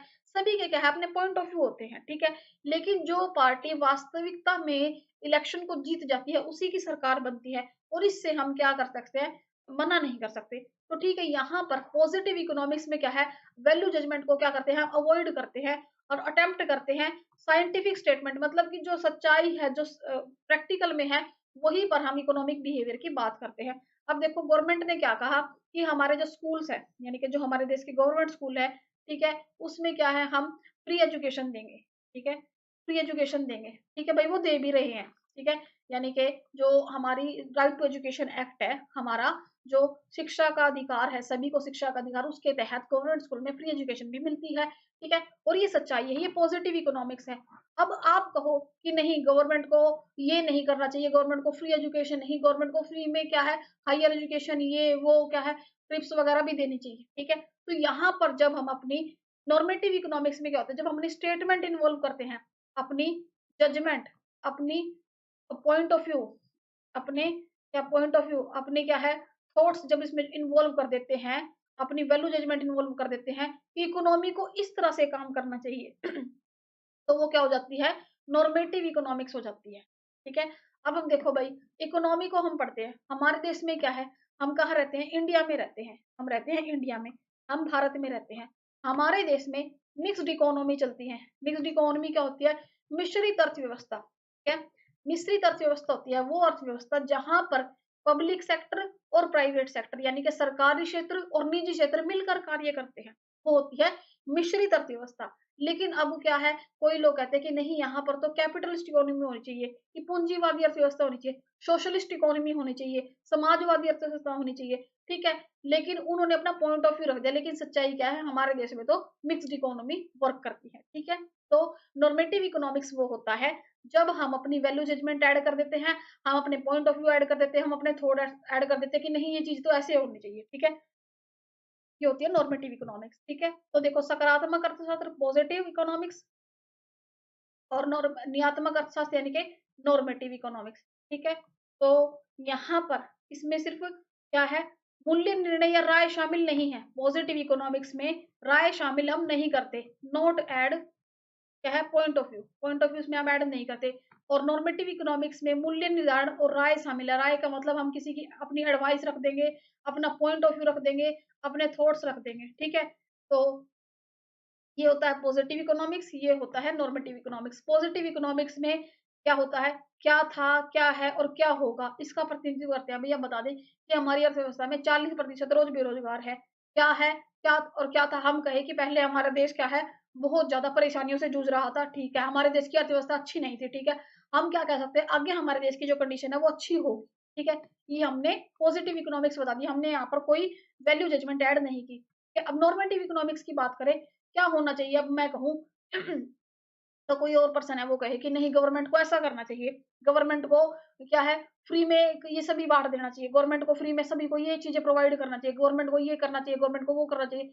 तो यहाँ पर हम क्या है, क्या होना चाहिए, इसका रिप्रेजेंट करते हैं, ठीक है? नॉर्मेटिव इकोनॉमिक्स में हम अपनी वैल्यू जजमेंट ऐड कर देते हैं, वैल्यू जजमेंट ऐड कर देते हैं नॉर्मेटिव में, और यहाँ पर हम वैल्यू जजमेंट को ऐड नहीं करते, ठीक है? ये रियलिटी को शो करता है, पॉजिटिव इकोनॉमिक्स जो रियलिटी में शो चल रहा है उसको शो करता है। और ये क्या करता है, रियलिटी में ऐसा होना चाहिए, नॉर्मेटिव इकोनॉमिक्स कहता है कि ऐसा होना चाहिए, ऐसा कर सकते हैं, इसमें वो अपनी राय को शामिल कर देता है, ठीक है? ठीक है भाई, अब हम देखते हैं कि क्या है। अब मैंने आपको बिल्कुल स्टार्टिंग में बताया था कि जो हमारी डिजायर्स है या फिर हमारी जो नीड्स है, ठीक है, या हमारी वांट्स है, वो क्या है, अनलिमिटेड है। अनलिमिटेड क्या होती है, असीमित है, अनलिमिटेड असीमित है, ठीक है? मतलब कि कभी नहीं खत्म हो सकती हमारी डिजायर्स। नीड्स क्या होती है, हमारी जरूरतें, ठीक है? डिजायर हमारी इच्छा, ठीक है? वांट हम जो चीज को चाहते हैं, ठीक है? भाई हमें ये भी चाहिए, हमारी ये भी चाहिए, हमारी जरूरत क्या होती है, भाई देखो हमारी सबसे ज्यादा जरूरत होती है, बेसिक नीड्स होते हैं भाई, रोटी कपड़ा मकान। जरूरत क्या होती है हमारी, फूड, शेल्टर और क्लोथ्स, ठीक है? ये होती है हमारी ज़रूरतें, ठीक है? इच्छाएँ क्या है, हमारी इच्छाएँ हैं भई, हमें क्या है, आईफ़ोन चाहिए, ठीक है? हमें फ़ॉरेन ट्रिप चाहिए, ठीक है? आईफ़ोन चाहिए, फ़ॉरेन ट्रिप चाहिए, बढ़िया कार चाहिए, ठीक है? और क्या चाहिए, बढ़िया क्या चाहिए, ब्रांडेड क्या चाहिए, कपड़े चाहिए। ये हमारी क्या है, इच्छाएँ हैं, ठीक है? ब्रांडेड कपड़े चाहिए, फ़ॉरेन ट्रिप चाहिए, कार चाहिए और ब्रांडेड कपड़े चाहिए। वांट्स और क्या चाहते हैं हम चाहते हैं बहुत सारा क्या है, हमारा बैंक बैलेंस हो, ठीक है? बहुत अच्छी हमारे पास क्या है, प्रॉपर्टी हो, ठीक है? बहुत सारी हमारे पास प्रॉपर्टी हो, बैंक बैलेंस हो। ये सभी क्या है, हमारी अनलिमिटेड डिज़ायर्स है, ठीक है? ये सभी क्या है, हमारी अनलिमिटेड डिज़ायर्स है। इनको हम क्या कहेंगे, ये सभी क्या है, हमारी इच्छाएँ हैं। ये सभी हमारी क्या है, इच्छाएँ हैं। हम क्या करेंगे अब, इनको पूरा करने के लिए हमारे पास जो रिसोर्सेज़ है रिसोर्सेज़ क्या है, लिमिटेड है। क्या भाई, अब एक पर्सन की क्या है, सैलरी क्या होती है, एक पर्सन क्या है, काम करता है, सैलरी क्या होती है, लिमिटेड होती है। मान लो किसी की पर्सन की सैलरी 20,000 है, किसी की 40,000 है, किसी की 50,000 है, उसी के अकॉर्डिंग तो वो अपने खर्चे करेगा, ठीक है? उसी के अकॉर्डिंग तो अपने खर्चे करेगा। तो सबसे पहले वो क्या करेगा, अपनी जरूरतों को पूरा करेगा, अपनी जरूरतों को पूरा करेगा। जरूरतें क्या होती है, उसकी बेसिक नीड्स, खाना खरीदेगा, अपने रहने के लिए घर का इंतजाम करेगा, कपड़े खरीदेगा, उसके बाद जो उसके और काम होंगे उन पर वो क्या करेगा, मूव करेगा, उन पर वो स्विच करेगा, ठीक है? और भी उसके बहुत सारी ज़रूरतें होती है, ठीक है? स्कूल की फीस हो गई उसके बच्चों की, उसके और भी घर के काम हो गए, उसके खुद के खर्चे हो गए, ठीक है? मान लो घर किराए पर है तो उसका किराया देना, बहुत सारे उसके जो बेसिक रिक्वायरमेंट्स होती है उनको पूरा करता है। फिर उसके बाद क्या है, वो इन सब चीज़ों पर स्विच करता है, ठीक है? सबसे पहले वो अपनी बेसिक नीड्स को पूरा करता है, फिर भी उसकी सैलरी लिमिटेड होती है, तो सभी इच्छाएँ उसकी एक साथ में पूरी नहीं होती। तो भई हमें यहाँ समझ में आ गया कि जो हमारे डिज़ायर्स है वो अनलिमिटेड है और उनको जो पूरा करने के जो रिसोर्सेज़ है, उनको जो पूरा करने के जो रिसोर्सेज़ है वो लिमिटेड है। इच्छाएँ असीमित है और उनको पूरा करने के लिए साधन सीमित है। ठीक है? अब भई देखो यहाँ से हमारा मेन इकोनॉमिक्स का जो कांसेप्ट स्टार्ट होता है। क्या? डिमांड यानी कि मांग का अर्थ, मांग की परिभाषा क्या कहती है? मांग की परिभाषा भाई देखो, यहाँ पर हम क्या कहते हैं, भाई हम कहते हैं कि भाई अब हम मार्केट जाए, ठीक है? अब हमें कोई चीज पसंद आ गई, ठीक है? हमें क्या है, हम मार्केट में ऐसे घूमते जा रहे हैं, हमें मार्केट में बहुत अच्छी अच्छी चीजें दिखती है, कोई अच्छी ड्रेस दिख गई, कोई अच्छा फुटवेयर दिख गए, कोई अच्छे सैंडल्स दिख गए, कोई अच्छा क्या है पर्स दिख गया, कोई भी चीज दिख गई जो आपको जरूरत है, ठीक है? आपको क्या है, उसकी खरीदने की इच्छा है, ठीक है? आपको उसको खरीदने की इच्छा है, आपको वो पसंद है या आप वो चाहते हो कि आप वो लो, लेकिन उसको हम इकोनॉमिक्स की लैंग्वेज में डिमांड नहीं कहेंगे। आज से आपका इस टॉपिक के बाद, इस क्लास के बाद डिमांड के प्रति क्या है, पूरा कंसेप्ट चेंज हो जाएगा कि आखिर में इकोनॉमिक्स की टर्मिनोलॉजी में हम डिमांड किस चीज को कहते हैं।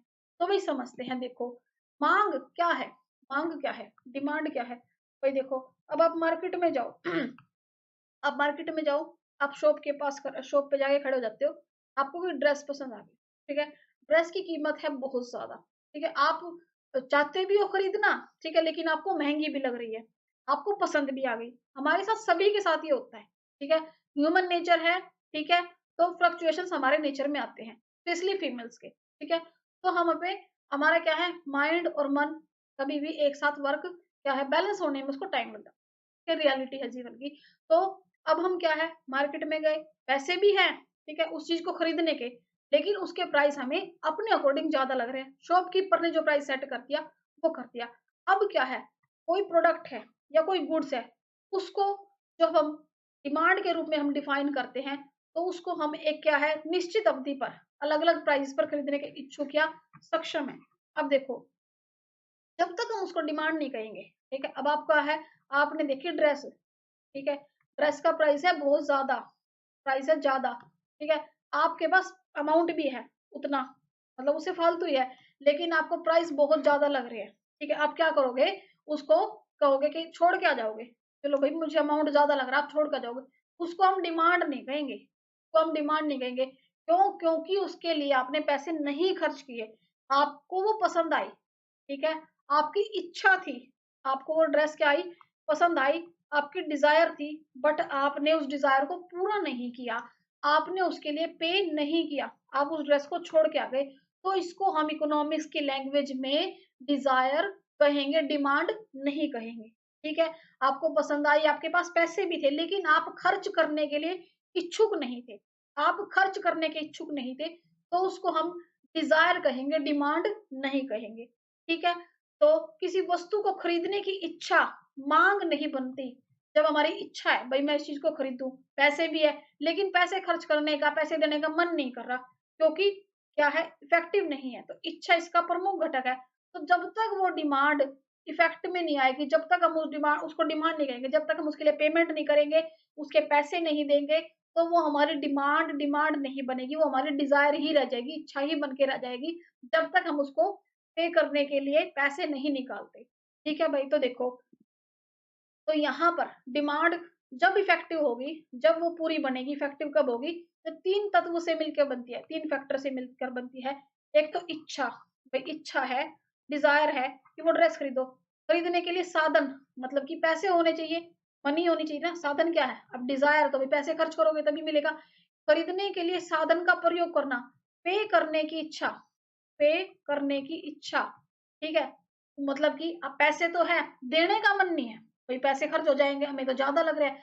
तो किसी मांग को तब तक नहीं माना जाता जो उत्पाद की कीमत चुकाने में क्षमता से समर्थित ना हो, मतलब कि क्षमता है, पैसे भी है, लेकिन वो समर्थित नहीं है, मतलब कि उसकी इच्छा नहीं है खर्च करने की। अब कब होगी वो डिमांड पूरी?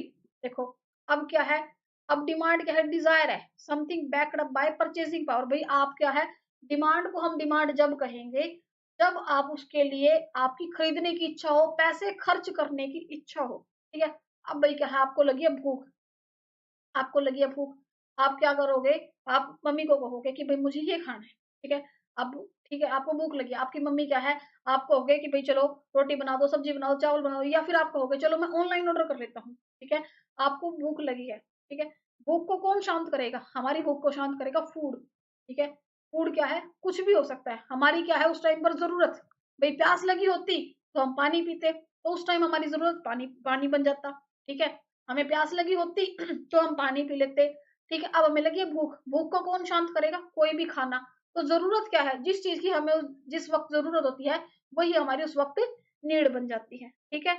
उस टाइम की ज़रूरत क्या है? भोजन। उस टाइम की ज़रूरत क्या है? भोजन। भोजन भई आपका कुछ भी हो सकता है, जो भी आपका मन हो खाने का, ठीक है? आप सोचते हो चलो भाई ऑनलाइन ऑर्डर कर लेते हैं, स्विगी कर लेते हैं, ज़ोमैटो कर लेते हैं, ठीक है? फूड पांडा कर लेते हैं। चलो ऑनलाइन ऑर्डर कर लेते हैं, पिज़्ज़ा कर सकते हैं हम, ठीक है? मसाला डोसा ऑर्डर कर सकते हैं, जो भी आपको पसंद है, छोले भटूरे भी कर सकते हैं भई, ठीक है? जो भी आपका मन है खाने का। अब क्या करोगे? अब आपने क्या किया? भूख लगी थी, ज़रूरत क्या थी? खाना। अब आपका जो मन होगा, जो आप चाहोगे, वो क्या करोगे? ऑर्डर कर दोगे, ठीक है? आप जो चाहोगे, वांट क्या होती है? चाहना, जो आप चाहते हो, जो भी आप चाहते हो। फॉर एग्ज़ाम्पल आपने कर दिया पिज़्ज़ा ऑर्डर, ठीक है? नीड क्या थी? भूख लगी थी, ठीक है? भूख किससे भूख लगी थी? ठीक है, हमारी क्या थी? भूख थी। भूख के लिए हमें क्या चाहिए? भोजन। भोजन ने क्या किया? हमारी ज़रूरत को पूरा किया, ठीक है? नीड क्या है? ज़रूरत। ज़रूरत किसने पूरा की? भोजन ने। अब हमें क्या चाहते हैं खाना? चाहते क्या है खाना? चाहते हैं हम पिज़्ज़ा खाना, ठीक है? अब भई पिज़्ज़ा आपने ऑर्डर कर दिया। अब भई वो जो डिलीवरी पर्सन है आपके घर आएगा। अब ये डिलीवरी पर्सन आपके घर आएगा, या तो आपने ऑनलाइन पेमेंट कर दी होगी, तो वो आपको दे देगा। अगर आपने ऑनलाइन पेमेंट नहीं की, तो आप कैश ऑन डिलीवरी आपको पे करनी होगी उसको, ठीक है? वो पिज़्ज़ा आपको देगा और आपकी पूरी डिमांड हो जाएगी, ठीक है? जब आपने ज़रूरत को वांट में बदला और उसके लिए क्या किया? पे किया। उसके लिए आपने क्या किया? पे किया। क्या किया? अमाउंट पे किया, जो भी उसका अमाउंट था। जब आपने उस चीज़ को चाहा, उसकी आपको ज़रूरत पड़ी, उस चीज़ को ज़रूरत पड़ने के बाद आपने चाहा कि मुझे ये चाहिए, ठीक है? उसके बाद आपने पे किया। पे करने के बाद वो चीज़ आपको मिली, तो ये हमारी डिमांड बनी। इसको हम इकोनॉमिक्स की लैंग्वेज में डिमांड कहेंगे। इसको हम इकोनॉमिक्स की लैंग्वेज में डिमांड कहेंगे, माँग कहेंगे। ये होती है डिमांड, ठीक है? अब भैया आप क्या करते हो, ठीक है? अब आप क्या करते हो, बहुत सारे क्या करते हैं पर्सन, फ्लिपकार्ट है, मिंत्रा है, अमेज़न है, ठीक है?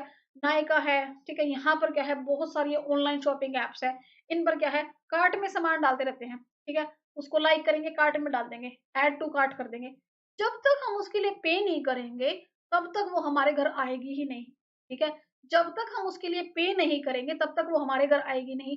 तो भई वो क्या है, वो हमारी इच्छा ही बन के रह जाएगी। जब तक हम उसके लिए पे नहीं करेंगे, वो हमारी डिमांड नहीं बनेगी। तो डिमांड कब मिलकर बनती है? जब हम उसको चीज़ को चाहते हैं, उसके लिए पेमेंट करने के लिए तैयार हैं, हम सक्षम हैं पे करने में, तो वो हमारी डिमांड बनेगी इकोनॉमिक्स की लैंग्वेज में। मान लो आप, जब तक हम उन्हें क्या है, हम उस चीज़ को पसंद करते हैं, हम लेना चाहते हैं, तब तक वो हमारी डिज़ायर ही रहेगी, डिमांड नहीं बनेगी। ठीक है भई, ये होती है डिमांड की पहली कंडीशन, ठीक है? इच्छाएँ, इच्छा क्या होती है? डिज़ायर। भई डिज़ायर तो सबकी होती है कि भई ये अब मैं ये भी लूँ, मैं वो भी लूँ, मैं ये भी लूँ। जब तक आप उसको चाहते नहीं, उसको पे करना नहीं चाहते, वांट टू पे, जब उसको आप पे करने के लिए, खरीदने के लिए इच्छुक हो, तभी वो आपकी डिमांड कंप्लीट हो जाएगी। डिमांड कंप्लीट हो जाएगी, ठीक है भई? डिमांड कंप्लीट हो जाएगी। आम तौर पर इच्छा, चाहत और माँग शब्द का प्रयोग परस्पर विनिमय के लिए होता है। लेकिन इकोनॉमिक्स में, मैंने आपको बताया ना, इकोनॉमिक्स की लैंग्वेज में डिमांड का अलग ही कांसेप्ट है। भई देखो, अब आप चाहते हो कि मैं एक अच्छा फ़ोन खरीदूँ, अच्छा आईफ़ोन खरीदूँ। भई आईफ़ोन के प्राइसेज़ ज़्यादा है, ठीक है? 1 लाख प्लस इसका अमाउंट चला जाता है आईफ़ोन का। अब आप चाहते हो कि भई मैं आईफ़ोन खरीदूँ, आपके पास उतने पैसे भी हैं, लेकिन आपको बार-बार ये आ रहा है, भई नहीं भई इतने पैसे में तो मैं ये भी खरीद सकता हूँ, इतने पैसे में तो चाहे मैं गोल्ड ही ना ले लूँ, ठीक है? हम इस पॉइंट ऑफ व्यू से भी सोचते हैं कि नहीं, इतने पैसे में तो मैं ये काम कर लूँगा अपना, मैं एफडी करा दूँ, मैं अपने बैंक में डाल दूँ, ठीक है? तो आईफ़ोन लेने की आपकी डिज़ायर है, आपकी इच्छा है, लेकिन आप पे करना नहीं चाहते। पैसे भी हैं आपके पास, लेकिन आप पे करना नहीं चाहते, तो आपकी जो ये डिज़ायर है, डिज़ायर ही रह जाएगी, इसको हम डिमांड नहीं कह सकते, ठीक है? अब आप देखो, मान लीजिए आप चंद्रमा पर उड़ान भरने की इच्छा रखते हैं, अभी आप चाहते हो कि भई मैं चाँद पर जाऊँ, ठीक है? मैं चाँद पर उड़ान भरना चाहता हूँ, लेकिन आपके पास इतना पर्याप्त इनकम नहीं है, भाई आपके पास इतनी इनकम नहीं है कि आपकी इच्छा मांग में परिवर्तित हो। भाई इच्छा तो है कि चांद पर जाऊं घूमने, ठीक है, इनकम नहीं है, पैसे नहीं है, तो इसको हम मांग में परिवर्तित नहीं कर सकते। अर्थशास्त्र की दृष्टि से इसे मांग नहीं कहेंगे, इकोनॉमिक्स के पॉइंट ऑफ व्यू से इसे हम मांग नहीं कहेंगे, इकोनॉमिक्स के पॉइंट ऑफ व्यू से हम कहेंगे ये आपकी इच्छा है, डिमांड नहीं है। हाँ भाई आपके पास फिर पैसे आ जाते हैं, अगर आपके पास पर्याप्त पैसा होने के बावजूद फिर क्या भाई आपके पास पैसे आ जाते हैं, आप ऐसे तौर पर पैसा खर्च नहीं करते, ठीक है, पहले आपके पास पैसे नहीं थे तो इच्छा थी, ठीक है, तो वो डिजायर डिजायर ही रह गई, डिमांड नहीं बनी। अब आपके पास पैसा होने के बावजूद आप उस पर खर्च नहीं करते, तो ये इच्छा मांग नहीं बल्कि चाहत कहलाएगी। भाई आप चाहते हो लेकिन पैसे खर्च करने का मन नहीं है, तो ये इच्छा नहीं, डिजायर नहीं, वांट कहलाएगी।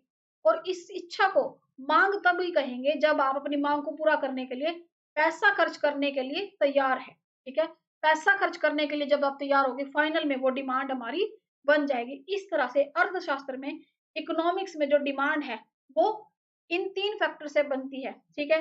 खरीदने की इच्छा, भाई मेरी इच्छा है मैं आईफोन लूँ, ठीक है, मेरी इच्छा है मैं आईफोन लूँ, ठीक है। प्लस भुगतान करने की क्षमता, भाई मेरी इतनी कैपेबिलिटी है मैं आईफोन का जो प्राइस है वो पे कर सकूँ, ठीक है, मैंने पक्का मन बना लिया भाई मुझे खरीदना है, ठीक है, जितनी उसका अमाउंट है उतना मैं पे कर दूंगी, ठीक है। भाई उस पेमेंट को करने के लिए मैं रेडी हूँ, रेडी टू पे, ठीक है।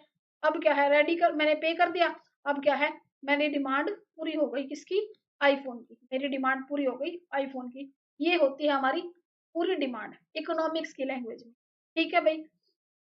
अब देखो, अब हमारा लॉ ऑफ डिमांड क्या कहता है, यहाँ से सुपर सुपर कोई भी जो क्वेश्चन है बनता है, ठीक है, टीजीटी का एग्जाम दे रहे हो आप, केवीएस का दे रहे हो, डी ट्रिपल एस बी का दे रहे हो, इस टाइप के क्वेश्चन थोड़े से बेसिक टर्मिनोलॉजी के पूछ लिए जाते हैं लॉ ऑफ डिमांड से। लॉ ऑफ डिमांड क्या कहता है, हिंदी में इसको समझते हैं, ठीक है। लॉ ऑफ डिमांड क्या कहता है, लॉ ऑफ डिमांड कहता है मांग का नियम, मांग का नियम क्या कहता है, मांग का नियम, देखो भाई मांग का नियम कहता है कि अदर थिंग्स बीइंग इक्वल, हमने क्या है और चीजों को इक्वल मान लिया, जब किसी चीज के प्राइस बढ़ जाते हैं, ठीक है, किसी चीज के प्राइस बढ़ जाते हैं तो हम उसकी क्वांटिटी है, जो उसकी जो मात्रा है, ठीक है, प्राइस क्या है, कीमत, ठीक है, उसकी जो क्वांटिटी है, मात्रा है, वो हम कम कर देते हैं, ठीक है भाई। अब देखो पहले जो चीनी थी वो आती थी 20 रुपए किलो, 20 रुपए केजी थी, ठीक है, और तो हम क्या है 2 किलो चीनी ले लेते थे, ठीक है, 20 रुपए, तो देखो 20 रुपए केजी थी, 20 रुपए केजी थी, तो हम क्या ले लेते थे, 4 किलो ले लेते थे, जब महीने में 4 किलो ले लेते थे। अब हो गया भाई चीनी का प्राइस 50 रुपए हो गया, ठीक है, अब चीनी का प्राइस कितना हो गया, 50 रुपए हो गया। अब क्या है हमने 2 किलो लेनी स्टार्ट कर दी, क्योंकि देखो प्राइस बढ़ गया, ठीक है, अब भाई हमें और भी खर्चे करने हैं, इनकम तो हमारी लिमिटेड सी है, अब हमने उसकी क्वांटिटी को कम कर दिया। इस तरह से लॉ ऑफ डिमांड कहता है कि ये रिलेशन बताता है, रिलेशन का मतलब होता है संबंध बताता है, प्राइस ऑफ गुड्स किसी वस्तु की कीमत का और उसकी गई मात्रा के बीच में क्या है, क्या संबंध है, एक इनवर्स रिलेशन बताता है। जैसे किसी वस्तु के प्राइस कम होंगे तो हम उसकी सामान ज्यादा खरीदने लग जाएंगे, ठीक है भाई। देखो अब आइसक्रीम की बात करें, आइसक्रीम की बात करें तो प्राइस आइसक्रीम का 10 रुपए है, ठीक है, 10 रुपए है, तो भाई हम क्या है 10 रुपए के प्राइस पर हम कितनी क्वांटिटी खरीद रहे हैं, 4 ले रहे हैं, ठीक है, 10 रुपए प्राइस है। अब प्राइस हो गया 6 रुपए, हमने 8 लेनी शुरू कर दी, प्राइस कम हुआ, हमने ज्यादा लेनी शुरू कर दी, हमने ज्यादा लेनी शुरू कर दी, ठीक है, तो क्वांटिटी हमारी ज्यादा हो गई, क्वांटिटी हमने बढ़ा दी, ठीक है। इस तरह से लॉ ऑफ डिमांड क्या कहता है कि जो यहाँ पर एक चीज आप पढ़ेंगे, अदर थिंग्स इक्वल, हमने और चीजों को क्या मानना है, हमने और चीज जैसे कि और कंडीशंस क्या होते हैं भाई, चाहे उस चीज की हमें जरूरत हो ना हो, चाहे कंज्यूमर की इनकम कुछ भी हो, और जो फैक्टर्स होते हैं उनको हम अभी आगे पढ़ेंगे, उसका उन पर हमको उनको हम क्या कर रहे हैं, उनको हम नहीं कंसिडर कर रहे, मतलब उनको हमने क्या है कांस्टेंट मान लिया है, उनको हमने कांस्टेंट मान लिया है। जैसे किसी वस्तु के प्राइस बढ़ेंगे हम उस चीज की कम चीजें खरीदने लग जाएंगे, ठीक है, हम कहेंगे ना महंगी होगी कम खरीदो, ठीक है ना, भाई महंगा हो गया सामान थोड़ा सा कम ले लो बाद में ले लेंगे, और कोई चीज सस्ती होगी तो हम ज्यादा खरीदने लग जाते हैं। यही लॉ ऑफ डिमांड कहता है, यही मांग का नियम कहता है कि वस्तु की कीमत में और उसकी मात्रा में विपरीत संबंध है, वस्तु की कीमत में और उसकी मात्रा में विपरीत संबंध होता है। इसको हम अभी डिटेल में डिस्कस करेंगे। अभी हम समझ लेते हैं कि डिमांड के डिटर्मिनेंट्स क्या है। तो देखो डिमांड क्या है, मांग है, मांग के डिटर्मिनेंट्स क्या है, उसके निर्धारक तत्व क्या है। देखो इसमें हम किस चीज का, वस्तु का प्राइस क्या है, उसकी कीमत क्या है, कंज्यूमर की इनकम क्या है, कंज्यूमर की इनकम क्या है, कंज्यूमर का टेस्ट क्या है। भाई देखो, अब किसी को क्या है, कॉफी पसंद है, उसको कॉफी का टेस्ट अच्छा लगता है, किसी को क्या है, जूस पसंद है, उसको जूस का टेस्ट अच्छा लगता है। हमारी सभी की क्या है, अलग अलग टेस्ट है, अलग अलग प्रेफरेंस है।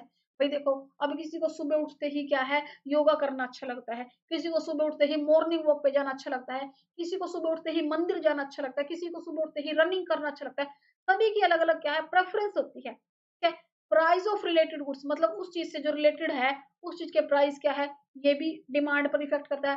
फ्यूचर एक्सपेक्टेशन, फ्यूचर में उस चीज की क्या एक्सपेक्टेशंस होगी, ये भी डिमांड पर फर्क पड़ता है, ठीक है। अगर देखो भाई, किसी वस्तु की कीमत ज्यादा है तो हम उसके अकॉर्डिंग सामान खरीदेंगे, कीमत ज्यादा तो कम लेंगे, कीमत कम है तो कम सामान लेंगे। अगर मान लो कंज्यूमर की इनकम कम हो जाती है, भाई एक कंज्यूमर की इनकम कम हो जाती है, तो बेचारा कम सामान खरीदेगा अपनी इनकम के अकॉर्डिंग, ठीक है।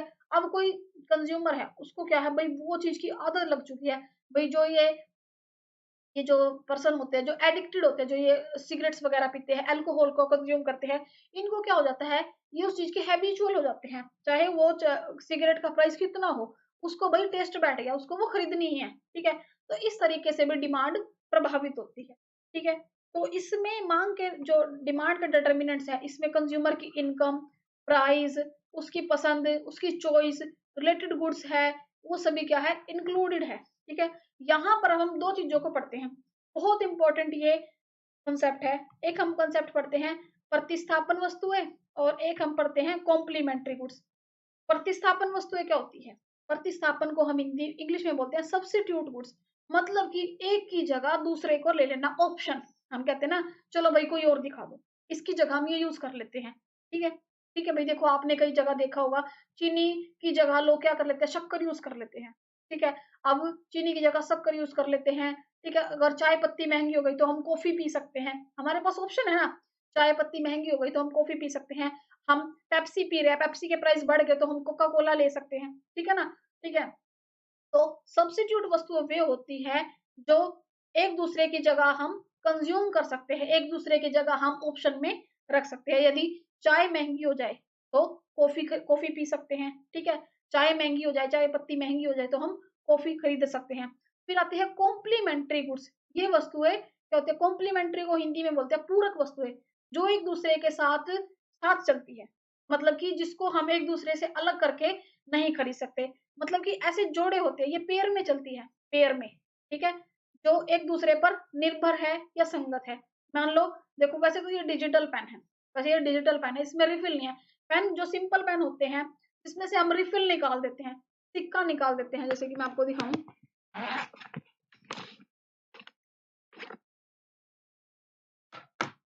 ठीक है। तो भाई इस पेन में से मैं क्या है, रिफिल निकाल दूं, ठीक है। इस पेन में से मैं ये रिफिल निकाल दूंगी तो क्या होगा, तो इस पेन का क्या है, कोई काम नहीं होगा। मैंने रिफिल निकाल दिया, रिफिल को साइड पे रख दिया, इस पेन का कोई काम नहीं होगा। तो कॉम्प्लीमेंट्री वो गुड्स होते हैं जिनको हम एक दूसरे पर जो डिपेंड है, जिनको हम एक साथ यूज करते हैं। भाई पेन के साथ हम रिफिल डालेंगे जब तो हमारा पेन चलेगा, ठीक है। जैसे कि कार और पेट्रोल, कार और पेट्रोल। अब आपकी कार में पेट्रोल ही नहीं है तो आपकी कार चलेगी ही नहीं, ठीक है। तो ये भी कॉम्प्लीमेंट्री गुड्स हो गया, ठीक है। चाय और चीनी, भाई आपको चाय बनानी है, आपको चाय पत्ती भी चाहिए और चीनी भी चाहिए, ठीक है ना। तो ये क्या है, कॉम्प्लीमेंट्री गुड्स होते हैं। कॉम्प्लीमेंट्री गुड्स क्या होते हैं, जो पेयर में चलते हैं, एक दूसरे पर डिपेंड होते हैं। और सब्स्टिट्यूट गुड्स क्या होते हैं, प्रतिस्थापन वस्तुएं क्या होती है, जो हम एक दूसरे की जगह, मतलब उसको ऑप्शन में यूज कर सकते हैं। जैसे कि चाय पत्ती महंगी हो गई तो हम कॉफी खरीदने लग जाएंगे, ठीक है। अब पेप्सी महंगी हो गई तो कोका कोला खरीद लेंगे, ठीक है। तो ये होते हैं सब्स्टिट्यूट गुड्स। देखो, अब देखो सब्स्टिट्यूट गुड्स क्या होते हैं, पेप्सी महंगी हो गई, हमने क्या किया, हमने कोका कोला खरीद ली, ठीक है। पेप्सी महंगी होगी, कोका कोला पे चले गए। स्टारबक्स की कॉफी महंगी होगी, कोस्टा कॉफी पे चले गए। पिज्जा खाना है, डोमिनोज का पिज्जा महंगा मिल रहा है, पिज्जा हट पे चले गए। मैकडी गए, मैकडी पे डील महंगी आ रही है, बर्गर किंग चले गए। तो ये क्या है, सब्स्टिट्यूट का एग्जाम्पल है। भाई हमें जो चीज ऑप्शन में मिल जाती है, भाई उसका सब्स्टिट्यूट अवेलेबल है, तो हम वो खरीदने लग जाते हैं, हम वो खरीदने लग जाते हैं, ठीक है ना। यही होते हैं हमारे सब्स्टिट्यूट गुड्स, ठीक है। अब देखो, अब हम बात करते हैं कॉम्प्लीमेंट्री गुड्स की, किसकी, कॉम्प्लीमेंट्री गुड्स की। तो ये क्या है, पेयर में यूज होते हैं, पेयर में यूज होते हैं, जोड़े में, ठीक है। जैसे कि pen plus refill, pen plus refill. अब भाई पेन में से रिफिल निकाल दूंगी, ठीक है, कोई यूज नहीं है, तो ये एक साथ यूज होंगे। साइमल्टेनियसली का मतलब होता है एक साथ यूज होंगे, ठीक है। इनका एक दूसरे के प्राइस पर और डिमांड पर भी इफेक्ट पड़ता है, ठीक है। जैसे कि कार और फ्यूल, फ्यूल का मतलब ईंधन, कार में पेट्रोल डलता है, ठीक है ना, कार में पेट्रोल डलता है। अब भाई देखो, कारों के प्राइसेस बढ़ेंगे तो पेट्रोल पे इफेक्ट होगा ना, लोग कार ज्यादा खरीदेंगे तो पेट्रोल भी ज्यादा खरीदेंगे, ठीक है ना। तो ये क्या है, बिना पेट्रोल के कार चलेगी नहीं, तो एक दूसरे के साथ चलते हैं। मोबाइल और सिम कार्ड, भाई मैं मोबाइल में से अपनी सिम कार्ड निकाल दूंगी, मेरा मोबाइल किसी काम का नहीं है। पेन में से रिफिल निकाल दूंगी, मेरा पेन किसी काम का नहीं है। टूथब्रश पे हम टूथपेस्ट लगाते हैं, आपने देखा खाली बिना पेस्ट लगाए हम टूथब्रश कर रहे हैं, नहीं कर सकते ना। तो इसी तरह से ये होते हैं कॉम्प्लीमेंट्री गुड्स, ठीक है। अब ये क्या है, वीडियो गेम है, ठीक है, वीडियो गेम है, इसका मैं रिमोट ले जाऊं, ठीक है, इसका रिमोट आपको नहीं मिलेगा, आप कैसे खेलोगे, ये भी कॉम्प्लीमेंट्री गुड्स हो गया। टूथपेस्ट और टूथब्रश, ठीक है, ये भी कॉम्प्लीमेंट्री एग्जाम्पल हो गया। पेन और रिफिल, ठीक है, पेन में से रिफिल निकाल दोगे, ये भी किसी काम का नहीं है, तो दोनों एक साथ यूज हो गए, ये भी दोनों एक साथ यूज हो गए, ये भी दोनों एक साथ यूज हो गए, ठीक है ना। तो और मोबाइल और सिम कार्ड दोनों भी एक साथ यूज हो गए, ठीक है। और कार और पेट्रोल दोनों एक साथ यूज हो गए, जो ये होते हैं कॉम्प्लीमेंट्री गुड्स, जो एक साथ यूज होते हैं, साइमल्टेनियसली यूज होते हैं, ठीक है। तो ये होते हैं कॉम्प्लीमेंट्री गुड्स। कॉम्प्लीमेंट्री गुड्स को हम बोलते हैं पूरक वस्तुएं, एक दूसरे को पूरा करती है, मतलब एक दूसरे के बिना ये अधूरी है, एक दूसरे को पूरा करती है, ठीक है भाई। अब बात करते हैं सब्स्टिट्यूट गुड्स की। सब्स्टिट्यूट को हम कहते हैं प्रतिस्थापन, मतलब एक दूसरे की जगह हम प्रतिस्थापन, एक दूसरे की जगह हम ऑप्शन में उसको, भाई हम कहते हैं ना चलो ये नहीं तो ये ले लो, ऑप्शन में हम उसको क्या कर सकते हैं, रख सकते हैं, हमारे पास अल्टरनेट चॉइसेस होती है, अल्टरनेट चॉइस होती है, ठीक है। भाई आपने कहीं देखा होगा, मैकडी के ही आसपास या उसी के सामने कई जगह क्या होता है, बर्गर किंग होता है, ठीक है। भाई मैकडी के ही आसपास क्या होता है, बर्गर किंग होता है। भैया आपको मैकडी का सामान महंगा लग रहा है, बर्गर किंग चले जाओ, हमारे पास सब्स्टिट्यूट है, उसका ऑप्शन है, ठीक है। आप कोका कोला पेप्सी पी रहे हो, पेप्सी के प्राइस बढ़ गए, आप कोका कोला खरीदने लग जाओगे। स्टारबक्स के प्राइसेस बढ़ गए, आप कोस्टको को भी चले जाओगे। डोमिनोज के प्राइस बढ़ गए, आप पिज्जा हट चले जाओगे, ठीक है ना। ऐसे ही होता है। तो इस तरह से हमारे क्या है, अब टी के प्राइस है, चाय पत्ती के प्राइस है, आप कॉफी पीने लग जाओगे, ठीक है। जेल पेन है, महंगा हो गया, जेल पेन खरीद रहे थे पहले, अब जेल पेन महंगा हो गया, आप बॉल पेन खरीदने लग जाओगे, ठीक है ना। जेल पेन महंगा हो गया, आप बॉल पेन खरीदने लग जाओगे। यही होता है। तो हमारे पास क्या होते हैं, हर चीज के ऑप्शंस होते हैं, जिन चीजों के ऑप्शन होते हैं, जिनको हम एक की जगह दूसरे की जगह एक के साथ, मतलब एक की जगह हम दूसरा उसका यूज कर सकते हैं, उसका ऑप्शन ढूंढ लेते हैं, वो हमारे सब्स्टिट्यूट गुड्स होते हैं, ठीक है। कॉम्प्लीमेंट्री आपको मैंने बता दिया। अब डिमांड के डिटर्मिनेंट्स, निर्धारक तत्व, इसके मांग के निर्धारक तत्व, निर्धारक तत्व क्या होते हैं मांग के, देखो प्राइस, प्राइस क्या होता है, किसी वस्तु की कीमत, प्राइस क्या होता है, किसी वस्तु की कीमत। इनकम, इनकम हमारी आय, ठीक है। टेस्ट हमारा क्या, टेस्ट हमारी चॉइस, ठीक है, हमारी पसंद। प्राइस ऑफ रिलेटेड गुड्स, मतलब उस चीज से रिलेटेड गुड्स के प्राइस। संबंधित वस्तु के कीमत, संबंधित वस्तु की कीमत, ठीक है भाई। नंबर ऑफ बायर्स, भाई देखो, अब आप देखते हो कि जो एरिया है, ठीक है, अब भाई देखो यहाँ पर जो एरिया है, आपके आसपास का एरिया है, वहां पर लोगों को जिस चीज की जरूरत होगी वो वहीं पर वही सामान मिलेगा, वहीं पर वो सामान मिलेगा, ठीक है। तो पॉपुलेशन, वहां कितनी पॉपुलेशन है, कंज्यूमर एक्सपेक्टेशन, कंज्यूमर क्या उम्मीद रखते हैं, क्लाइमेट और वेदर। अब भी देखो, अब सर्दी का मौसम चल रहा है, हम क्या है सर्दियों के कपड़े खरीदेंगे, गर्मियों का मौसम चल रहा है, हम गर्मी के कपड़े खरीदेंगे, बरसात का मौसम चल रहा है, हम क्या है छाता वगैरह खरीदेंगे। तो क्लाइमेट का और वेदर का भी बहुत ज्यादा डिमांड पर असर पड़ता है। पॉपुलेशन वहां की कम है किसी एरिया की, जैसे आप गांव के एरिया में जाओ तो वहां थोड़ी पॉपुलेशन होती है, तो मार्केट का साइज भी छोटा होता है, ठीक है। इसीलिए वहां पर जो डिमांड है वो कम रहती है। अगर आप क्या है किसी मेन मार्केट में चले जाओ, वहां क्या है बहुत सारे आपको क्या दिखेंगे, भीड़ दिखेगी, पब्लिक दिखेगी, नंबर्स ऑफ बायर्स क्या है ज्यादा है, तो वहां आपको दुकानें भी ज्यादा दिखेगी। इस तरह से हमारी डिमांड काम करती है, ठीक है। अब भी देखो कोई एरिया है, वहां पर क्या है एक हाई प्रोफाइल सोसाइटी है, ठीक है, एक अर्बन एरिया है, वहां पर जो लोग है वो अच्छी क्वालिटी की चीजें लेना पसंद करते हैं, तो उनकी जो चॉइस है वो अच्छी क्वालिटी की है, तो वहां पर जो प्रोडक्ट्स मिलेंगे, जो सामान मिलेगा वो थोड़ा सा अच्छी क्वालिटी का होगा, ठीक है। इस तरह से हमारी डिमांड वर्क करती है।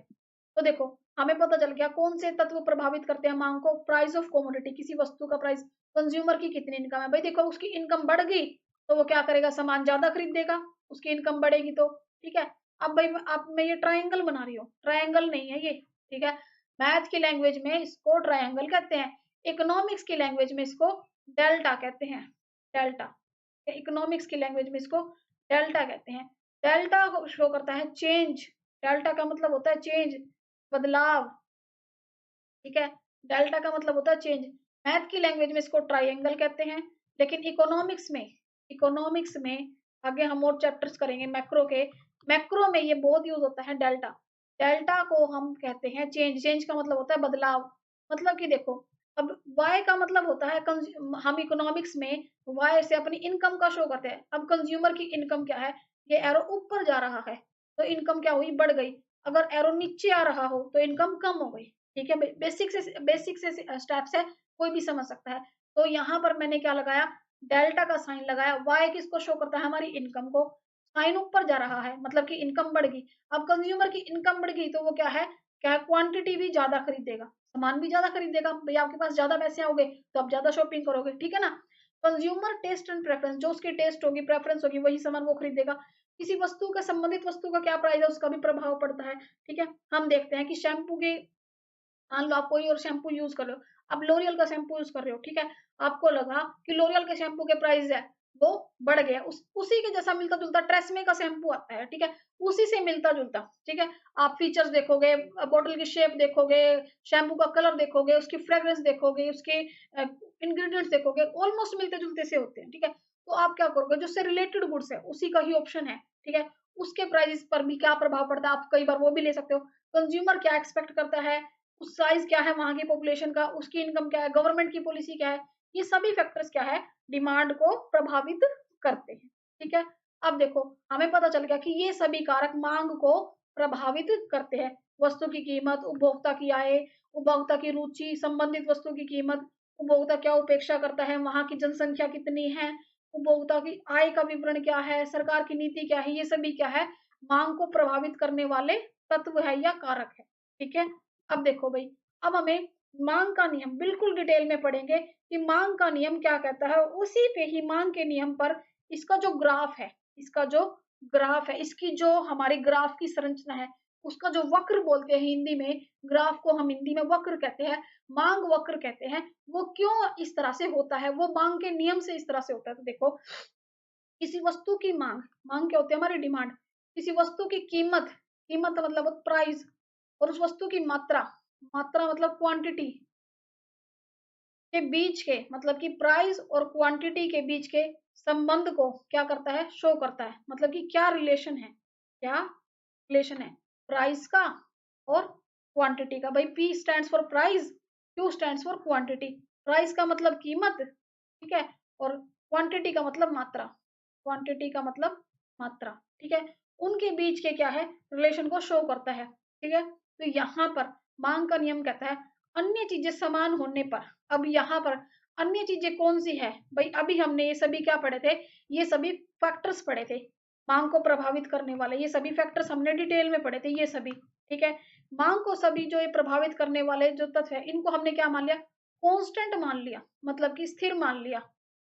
तो इनका इस पर कोई प्रभाव नहीं पड़ रहा। इन चीजों को हमने एक तरीके से भाई मान लिया, ये चीजें जैसी है वैसी है, इन चीजों का डिमांड पर कोई प्रभाव नहीं पड़ रहा।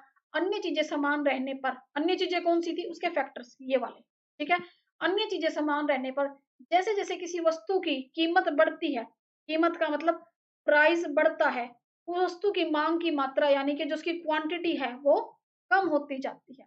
मतलब कि हमें पता चल गया कि अगर प्राइस बढ़ेगा तो क्वांटिटी कम होगी, अगर प्राइस घटेगा तो क्वांटिटी ज्यादा होगी, ठीक है। अगर प्राइस बढ़ेगा, कीमत बढ़ेगी तो हम कम सामान खरीदेंगे, कीमत गिर जाएगी, कम हो जाएगी तो हम ज्यादा सामान खरीदने लग जाएंगे। तो इससे हमें पता चल गया कि जो लॉ ऑफ डिमांड है वो कहता है इनवर्स रिलेशनशिप है, इनवर्स रिलेशनशिप है किसका, प्राइस का और क्वांटिटी का।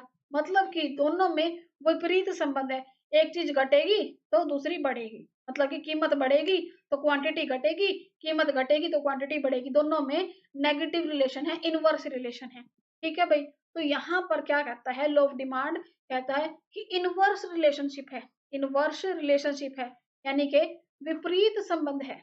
विपरीत संबंध है किसका? प्राइस ऑफ गुड का, मतलब कि किसी वस्तु की कीमत का, वस्तु की कीमत का, और क्वांटिटी ऑफ बायर्स का, वस्तु की कीमत और उसकी मात्रा का, की मात्रा का, मांगी गई मात्रा का। ठीक है। Purchase in a defined period, ceteris paribus. भाई देखो, ये कंडीशन आपको कई जगह लिखी दिखी होगी।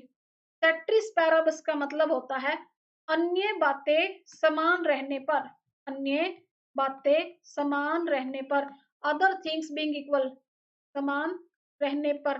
सेट्रिस पैराबिस एक इकोनॉमिक्स की टर्म है। इसका मतलब होता है अदर थिंग्स इक्वल, मतलब कि और जो फैक्टर्स है, जो हमने फैक्टर्स पढ़े थे, कंज्यूमर की इनकम में कोई चेंज नहीं आ रहा, हमने ये मान लिया कि कंज्यूमर की इनकम में कोई चेंज नहीं आ रहा, कि ना तो उसकी इनकम बढ़ रही है ना घट रही है, उसके टेस्ट में कोई बदलाव नहीं आ रहा। भाई देखो, सर्दियों में हमारे टेस्ट अलग होते हैं, गर्मियों में हम ठंडी चीजें खाना पसंद करते हैं, ठंडी ठंडी चीजें, आइसक्रीम वगैरह खाना पसंद करते हैं, और सर्दियों में हम गर्म चीजें, हलवा वगैरह खाना पसंद करते हैं।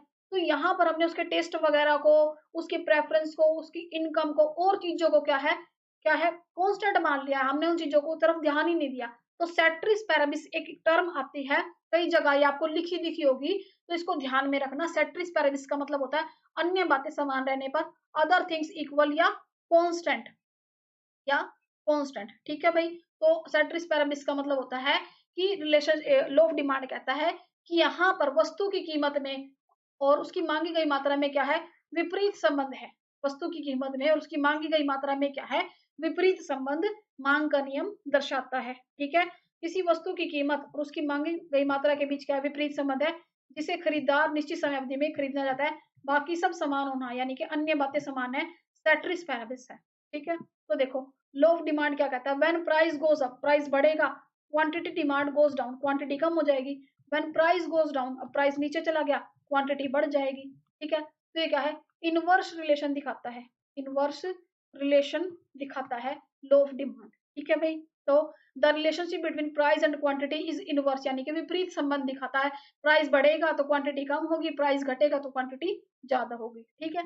अब हम बात करते हैं मांग वक्र की। मांग वक्र, डिमांड कर्व कैसा होता है? डिमांड कर्व को समझने से पहले, डिमांड कर्व को समझने से पहले हम डिमांड शेड्यूल को समझते हैं। डिमांड शेड्यूल होती है मांग तालिका, मांग तालिका, हिंदी में इसको मांग तालिका कहते हैं। ठीक है भाई। भाई मैं एक एक टर्म हिंदी में बता रही हूँ, मुझे नहीं लगता कि आपको इस क्लास के बाद कोई डाउट रहेगा। ठीक है।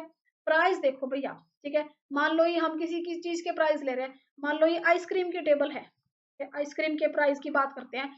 जब आइसक्रीम का प्राइस 12 रुपए है, तो बहुत महंगी लग रही है भाई हमें, हमने एक भी नहीं ली, हमने एक भी नहीं ली, जीरो क्वांटिटी खरीदी, हमने खरीदी ही नहीं, not buy anything, not buy anything. ठीक है। अब प्राइस हो गया कम, 12 से हो गया 8, 4 रुपए कम हो गया। ठीक है। 12 से हो गया 8। ठीक है। हमने 2 आइसक्रीम खरीदी, 2 आइसक्रीम खरीदी। ठीक है। अब फिर प्राइस कम हो गया 4 रुपए। ठीक है। 8 से 4 हो गया, अब हमने 2 फालतू और खरीद ली, 2 फालतू खरीद ली। अब 4 से 0 हो गया, बिल्कुल ही कम हो गया, बिल्कुल फ्री में बट रही है, तो हम कहेंगे भाई 6 दे दो। ठीक है। 6 दे दो, तो हमने 2 और बढ़ा दी। ठीक है। तो अब हम क्या देख रहे हैं यहाँ पर? अब हम देख रहे हैं जैसे जैसे प्राइसेस कम हो रहे हैं, प्राइसेस कम हो रहे हैं, वैसे वैसे उसकी डिमांड बढ़ रही है। जैसे जैसे प्राइस कम हो रहे हैं, वैसे वैसे उसकी जो डिमांड है वो बढ़ रही है। ठीक है। वैसे वैसे उसकी डिमांड क्या है? बढ़ रही है। तो ये होती है मांग तालिका। इससे हमें पता चल गया प्राइस के कम होने पर क्वांटिटी ज्यादा की जा रही है, मात्रा, मांग ज्यादा की जा रही है। तो मांग का नियम हमें क्या बताता है? इनवर्स रिलेशन बताता है। इनवर्स रिलेशन बताता है, किसका? इनवर्स का मतलब विपरीत संबंध बताता है, कीमत का और उसकी मात्रा का। ठीक है। तो मांग वक्र हमें क्या बताता है? जो मांग वक्र का ढलान होता है वो क्या होता है? डाउनवर्ड स्लोपिंग होता है। मांग वक्र का ढलान क्या होता है? डाउनवर्ड स्लोपिंग होता है, डाउनवर्ड स्लोपिंग होता है। भाई क्यों होता है डाउनवर्ड स्लोपिंग? आज इसकी वजह आपको पता लग जाएगी। डाउनवर्ड स्लोपिंग होता है क्योंकि कीमत में, किसी वस्तु की कीमत में और उसकी मांगी गई मात्रा में विपरीत संबंध होता है। कीमत कम होगी तो हम ज्यादा सामान खरीदेंगे, कीमत ज्यादा होगी तो हम कम सामान खरीदेंगे। भाई आपने कभी देखा प्राइस बढ़ते जा रहे हैं, बढ़ते जा रहे हैं, बढ़ते जा रहे हैं, और हम फिर भी बहुत ज्यादा ज्यादा सामान खरीदते जा रहे हैं? ऐसा नहीं होता ना भाई, हमें भी अपने समझ से चलना होता है। तो भाई देखो, अब जब 12 रुपए की प्राइस था आइसक्रीम का, तो हमने एक भी आइसक्रीम नहीं ली, ठीक है? ये क्वांटिटी है ओ वाई एक्सिस पर, ठीक है? और ये ओ एक्स एक्सिस है और ये ओ वाई एक्सिस है और ये उसकी कीमत है, प्राइस है, ठीक है? तो ये क्वांटिटी है। तो जब 12 रुपए कीमत थी तो हमने एक भी सामान नहीं खरीदा था, तो ये एक हमारा पहला पॉइंट आ गया, ठीक है? 12 रुपए पर हमने एक भी क्वांटिटी नहीं खरीदी थी, 0। फिर प्राइस हो गए 12 से कम हो गए, प्राइस क्या हुए? कम हुए। 8 रुपए पे हमने 2 आइसक्रीम खरीदी, ठीक है? 8 रुपए पर हमने 2 आइसक्रीम खरीदी। अब प्राइस 8 से 4 हो गए, प्राइस और गिर गए, प्राइस तो और कम हो गए ना, नीचे-नीचे आते जा रहा है, ठीक है? अब हमने 4 रुपए पर 4 आइसक्रीम खरीद ली, 4 रुपए पर हमने 4 आइसक्रीम खरीद ली। भाई देखो अब हमारी आइसक्रीम बढ़ती जा रही है और रेट कम होता जा रहा है, तो हमारी आइसक्रीम बढ़ती जा रही है। अब 4 से और कम हो गया, प्राइस 0 हो गया, तो हमने और खरीद ली, तो हमने 6 की 6 खरीद ली, ठीक है?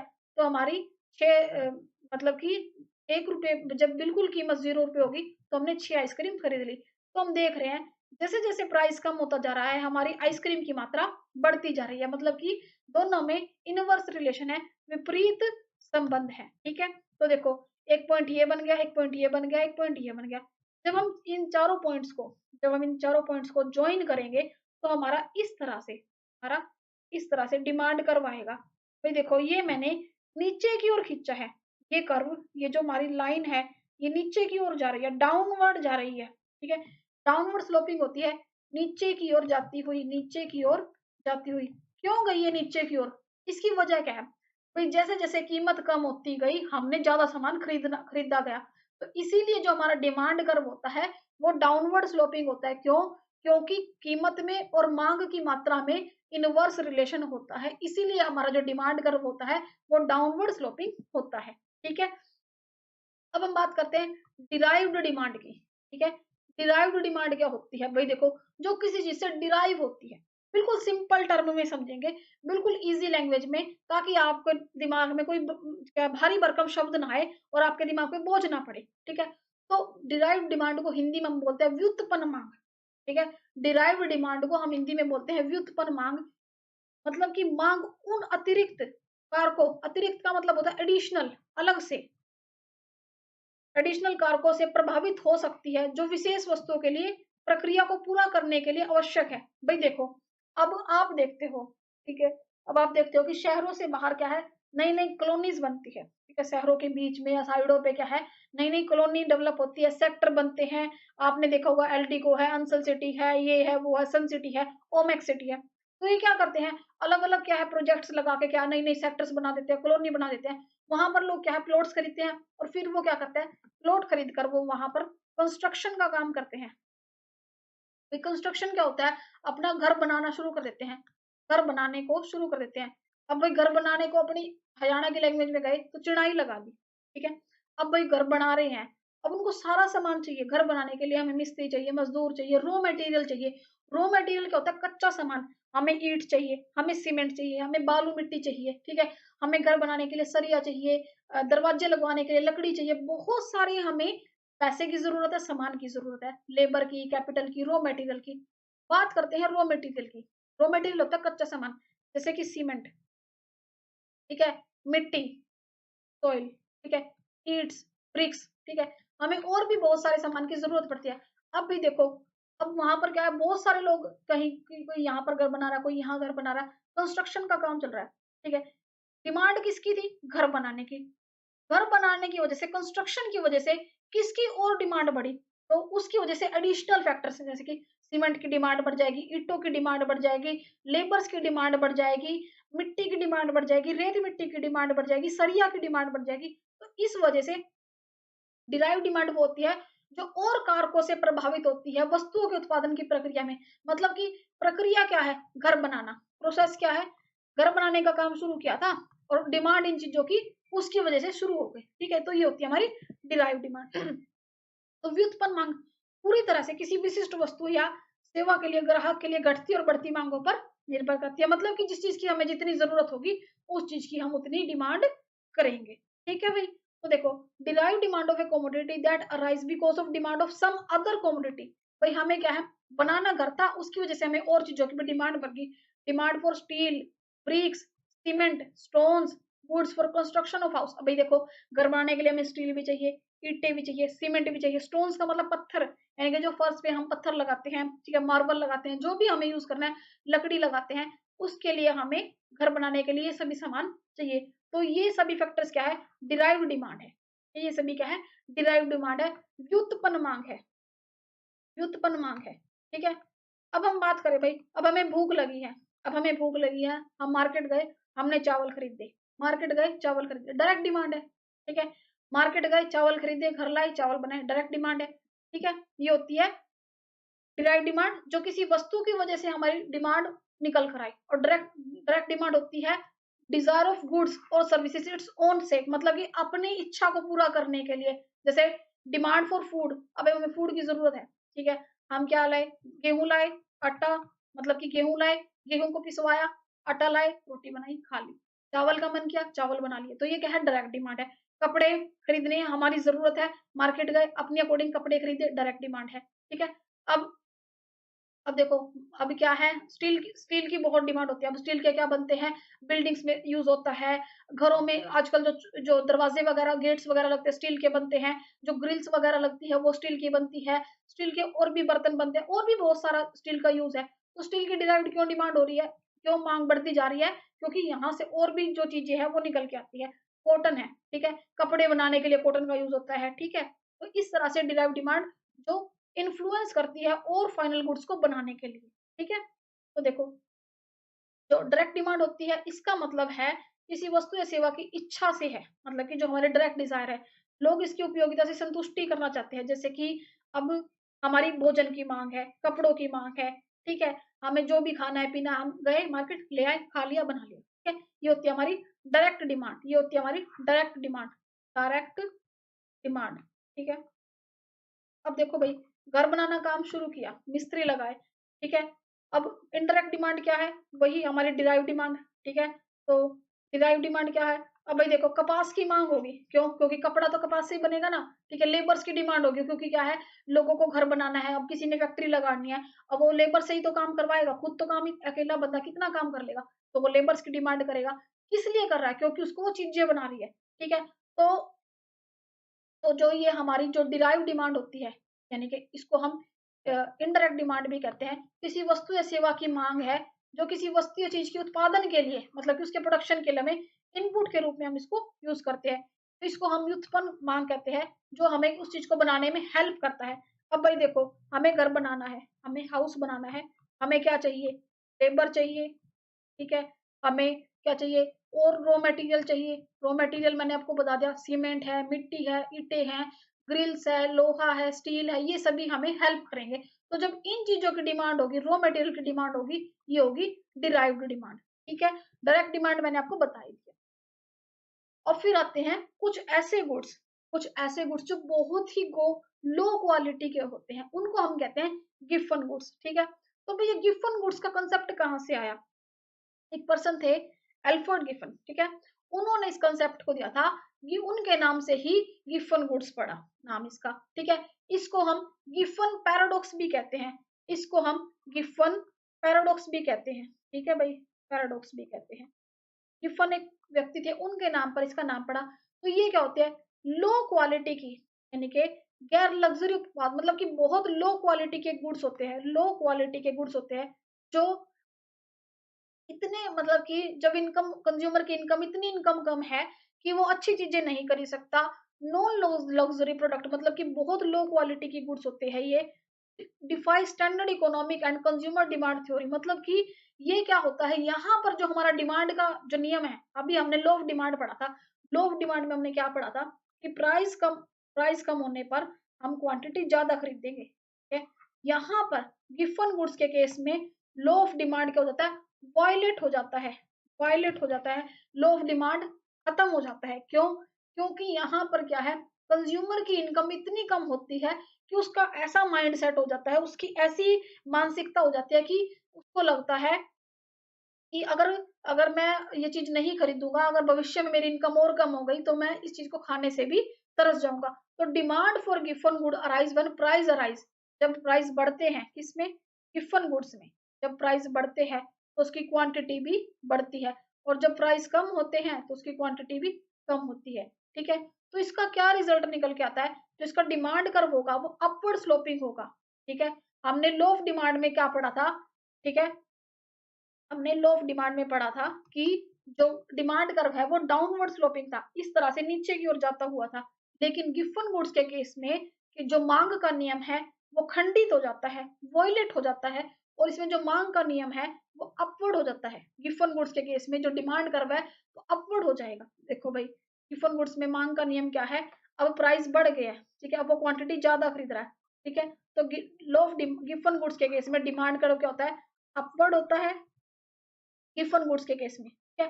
वैसे हमारा जो डिमांड कर्व है, नॉर्मली जो डिमांड कर्व है वो डाउनवर्ड स्लोपिंग होता है, डाउनवर्ड स्लोपिंग होता है।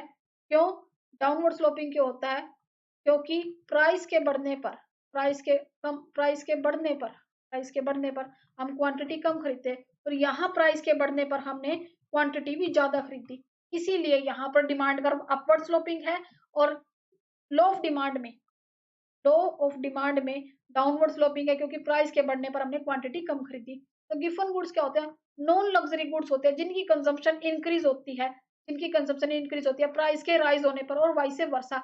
जैसे कि बिल्कुल लो क्वालिटी के चावल हो गए, बिल्कुल ही घटिया क्वालिटी का अनाज हो गया, बिल्कुल ही लो क्वालिटी का कोई फूड प्रोडक्ट हो गया, वो गिफन गुड्स होते हैं, ठीक है, वो गिफन गुड्स होते हैं, ठीक है। तो गिफन गुड्स का डिमांड कर्व क्या कहता है, सिर्फ गिफन गुड्स ही ऐसा डिमांड गुड्स है जिसका डिमांड कर्व अपवर्ड होता है। वैसे जो भी हमारा डिमांड कर्व होगा, या फिर जो एक मेन जो पूरा कंसेप्ट है लो ऑफ डिमांड, वो डाउनवर्ड स्लोपिंग होता है। आपसे क्वेश्चन कैसे पूछा जाएगा, आपसे कुछ क्वेश्चन पूछा जाएगा कि मांग का नियम कहाँ पर क्या होता है, मांग के नियम का अपवाद, मांग के नियम का अपवाद क्या है, अपवाद होता है एक्सेप्शन। क्वेश्चन पूछा जाएगा मांग के नियम का अपवाद क्या है, मांग के नियम का अपवाद है एक्सेप्शन है, मतलब कि एक एक्सेप्शन केस है, एक अलग ही केस है। मांग के नियम का अपवाद है गिफन गुड्स। यहाँ पर गिफन गुड्स में जो हमारा डिमांड कर्व होता है वो अपवर्ड स्लोपिंग होता है। भाई देखो इस तरह से ऊपर की ओर है, और जो हमने डिमांड लो ऑफ डिमांड किया था, यहाँ पर जो हमने लो ऑफ डिमांड किया था वो था डाउनवर्ड स्लोपिंग, वो था इस तरह से डाउनवर्ड स्लोपिंग। और गिफन गुड्स में हमारा डिमांड कर्व ऊपर की तरफ जा रहा है, ठीक है। तो मांग के नियम का अपवाद है, यहाँ मांग का नियम खत्म हो जाता है गिफन गुड्स में, ठीक है। तो भाई देखो गिफन गुड्स में क्वेश्चन पूछा जाएगा कि मांग का नियम कहाँ पर खत्म हो जाता है, गिफन गुड्स पे, क्योंकि गिफन गुड्स का जो डिमांड कर्व होता है वो अपवर्ड स्लोपिंग होता है, और मांग के नियम का लो ऑफ डिमांड का जो डिमांड कर्व होता है वो डाउनवर्ड स्लोपिंग होता है, ठीक है। Law of demand, law of demand का जो कर्व होता है वो डाउनवर्ड स्लोपिंग होता है, डाउनवर्ड स्लोपिंग होता है, ठीक है। और गिफन गुड्स का अपवर्ड स्लोपिंग होता है, ठीक है। हमें पता चल गया गिफन गुड का अपवर्ड स्लोपिंग क्या होता है, प्राइस के बढ़ने पर भी क्वांटिटी बढ़ती है। और लो ऑफ डिमांड का डाउनवर्ड स्लोपिंग क्या होता है, क्योंकि इनवर्स रिलेशनशिप है, प्राइस के बढ़ने पर क्वांटिटी कम हो जाती है, ठीक है। और ऐसा ही रियलिटी में होता है। तो ये एक्सेप्शनल केस है, ठीक है, पहले ऐसा होता था, अब ऐसा नहीं होता, ठीक है। ये होते हैं गिफन गुड्स और ये होगा लो ऑफ डिमांड, दोनों का आपको अंतर आ गया समझ में, ठीक है। अब हम करते हैं movement along demand curve, shift in demand curve. जो हमारा लो ऑफ डिमांड है उसी को हम आगे कंटिन्यू करेंगे। गिवन गुड्स आपका हो गया। अब हम जो डिमांड कर्व है, यानी कि जो हमने लो ऑफ डिमांड किया था, जो हमारा डाउनवर्ड स्लोपिंग डिमांड कर्व था, उसी को कंटिन्यू करते हुए मूवमेंट अलोंग डिमांड कर्व, कि डिमांड कर्व में किस तरह से मूवमेंट होगी। मूवमेंट का मतलब होता है हम एक चीज को, जैसे कि ये क्या है, एक पेन है, ठीक है। अब मैं मूव कर रही हूँ, यहाँ से यहाँ आ गया, ऊपर हो गया, नीचे होगा, ठीक है, ये मूव कर रहा है, ठीक है। अब शिफ्ट क्या होता है, मैं इसको उठा के यहाँ से यहाँ रख दूं, लेफ्ट से राइट पे रख दूं, राइट से लेफ्ट रख दूं, ठीक है। ये होता है शिफ्ट, मूव होता है एक जगह से दूसरी जगह, ऊपर नीचे होना, ठीक है। तो मूवमेंट और शिफ्ट किस तरह से होगा, डिमांड कर्व में ही हम करते हैं। तो भाई अब मूवमेंट कैसे होगा डिमांड में, तो मूवमेंट में हम क्या कहते हैं, मांग में आंदोलन, ठीक है। तो मूवमेंट में हम मांग को दो टाइप से पढ़ते हैं, एक्सपेंशन और कॉन्ट्रैक्शन, ठीक है। एक्सपेंशन का मतलब होता है कोई चीज एक्सपेंड हो गई, जब हम किसी चीज को खींचते हैं तो वो थोड़ी सी आगे की ओर बढ़ती है, ठीक है ना, वो चीज खिसकती है, ठीक है। तो एक्सपेंशन का मतलब होता है विस्तार, ठीक है, जब थोड़ी सी हम उसको खींचेंगे थोड़ा सा उसका साइज इंक्रीज होगा, ठीक है। जैसे कि अब रबड़ है, ठीक है, रबड़ है, उसको हम खींचेंगे थोड़ा सा वो बढ़ेगी, ठीक है। जैसे कि एक ये वायर है, ठीक है। अब ये एक वायर है, मैं इसको खींचूँगी, जितना इसमें फ्लेक्सिबिलिटी होगी उसके अकॉर्डिंग ये मूव होगी। इसी तरह से हम एक्सपेंशन पढ़ते हैं। कॉन्ट्रैक्शन जैसे कि आपने कुछ देखा होगा, कई बार हम कपड़े धोते हैं तो कपड़े हमारे श्रिंक हो जाते हैं, थोड़ा-सा उसका जो साइज़ है उसमें कमी आ जाती है, हम कहेंगे तो थोड़ा-सा श्रिंक हो गया, ठीक है, श्रिंक हो गया, उसमें कॉन्ट्रैक्शन आ जाता है। इसी तरह से हमारी डिमांड में आता है एक्सपेंशन और कॉन्ट्रैक्शन, ठीक है। मूवमेंट कैसे होगा डिमांड में? तो देखो, एक्सपेंशन की बात करते हैं, तो हम यहाँ पर देखो बिल्कुल ये जो हमारे एरो है, ठीक है, इनको हमें ध्यान में रखता है। ऊपर जा रहा है तो इसका मतलब इंक्रीज हो रहा है, ठीक है। नीचे जा रहा है तो इसका मतलब डिक्रीज हो रहा है। इंक्रीज का मतलब बढ़ रहा है और डिक्रीज का मतलब घट रहा है, ठीक है भाई। अब देखो, व्हेन डिमांड इज इंक्रीज, यहाँ पर हमारी डिमांड क्या है, इंक्रीज हो रही है। ड्यू टू डिक्रीज इन, मतलब कि डिक्रीज किस में हो रहा है, इट्स प्राइस, मतलब कि प्राइस में कमी आई है, प्राइस में कमी आई है, तभी तो डिमांड हमारी बढ़ी है। प्राइस कम हुए हैं तभी तो डिमांड ज्यादा हुई है, ठीक है भाई। डिटर्मिनेंट्स रिमेन्स कांस्टेंट, जो हमने और डिटर्मिनेंट्स करे थे बिल्कुल अभी हमने स्टार्टिंग में किए थे, जैसे कि उसकी इनकम, उसका टेस्ट और चीजें, वेदर, प्रेफरेंस, उसका प्रेफरेंस, उसकी चॉइस, इन चीजों का हमने क्या मान लिया, कांस्टेंट मान लिया, ठीक है। जब कीमत में कमी के कारण मांग बढ़ती है, कि मतलब प्राइस में कमी के कारण डिमांड बढ़ती है, तो ये क्या होता है, मांग में विस्तार होता है। तो मांग में विस्तार होता है भाई। देखो, प्राइस पहले किसी चीज के 20 रुपए थे, 20 रुपए पे वो 100 चीजें खरीद रहा था, ठीक है। अब प्राइस हो गए कम, ठीक है, 5 रुपए कम हो गए, प्राइस 20 से 15 हो गए। अब भाई 15 रुपए होने से उसने 150 चीजें खरीदनी स्टार्ट कर दी, ठीक है। उसकी डिमांड तो बढ़ गई ना, प्राइस के कम होने से उसकी डिमांड बढ़ गई ना। तो यहाँ पर इसको हम इसकी हेल्प से देखते हैं डिमांड की।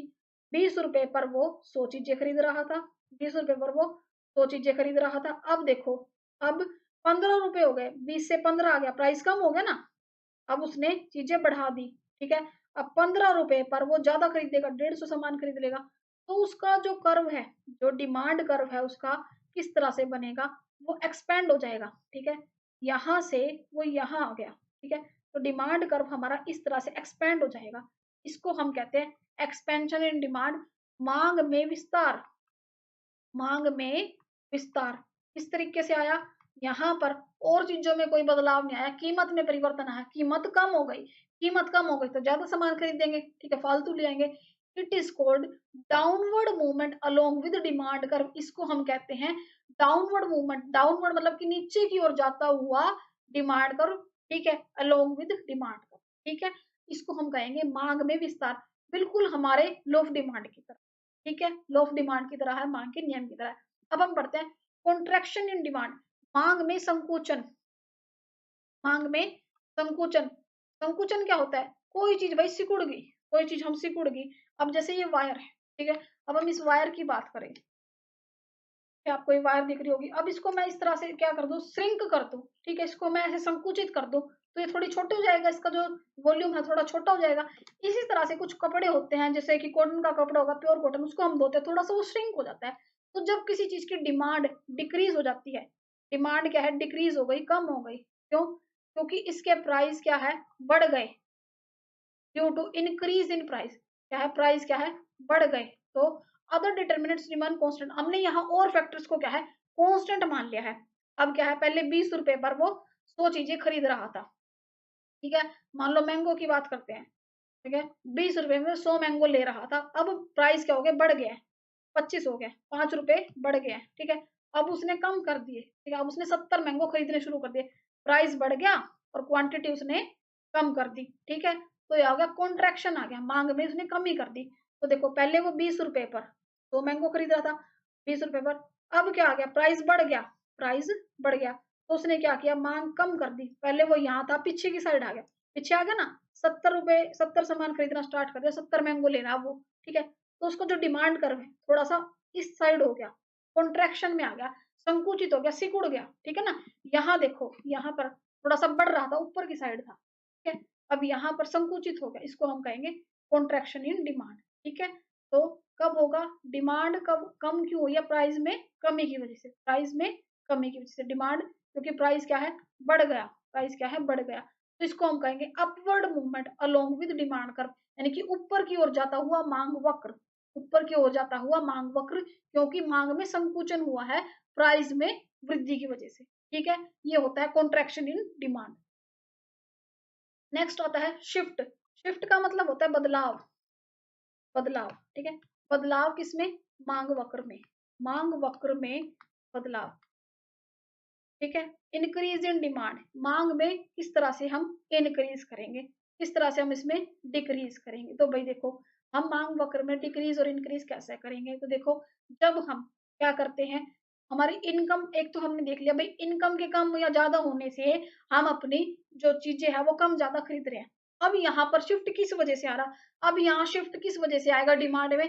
इनकम की वजह से नहीं आएगा, और फैक्टर्स की वजह से आएगा। इनकम तो हमारी जितनी थी उतनी थी, अब हम और फैक्टर्स की वजह से डिमांड कम या ज्यादा करेंगे। और फैक्टर्स क्या हो सकते हैं? जैसे कि मैंने आपको बिल्कुल स्टार्टिंग में बताया था, हमारे चॉइस हो सकती है, हमारा प्रेफरेंस हो सकता है। भाई देखो, सर्दियों का मौसम आ गया, अब हम गर्मी का सामान क्यों लेंगे? ठीक है, अब हम पानी की बोतलें तो फ्रिज में रखेंगे नहीं, पानी की बोतलें तभी तभी खरीदेंगे जब हमें उनकी जरूरत होगी। तो शिफ्ट डिमांड कर्व में जब होगा, जब हमारे प्राइस की वजह से नहीं, और फैक्टर्स की वजह से डिमांड में चेंज हो। ठीक है, और फैक्टर्स की वजह से जैसे कि डिमांड में चेंज हो।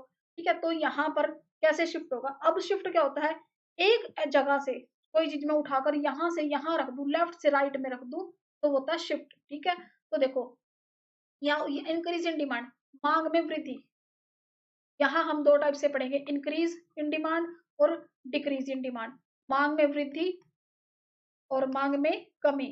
ठीक है, तो हम सबसे पहले पढ़ते हैं increase in demand. When demand increase, demand क्या है? इंक्रीज हो रही है, क्यों? Other factors but it's price remain constant, price क्या है?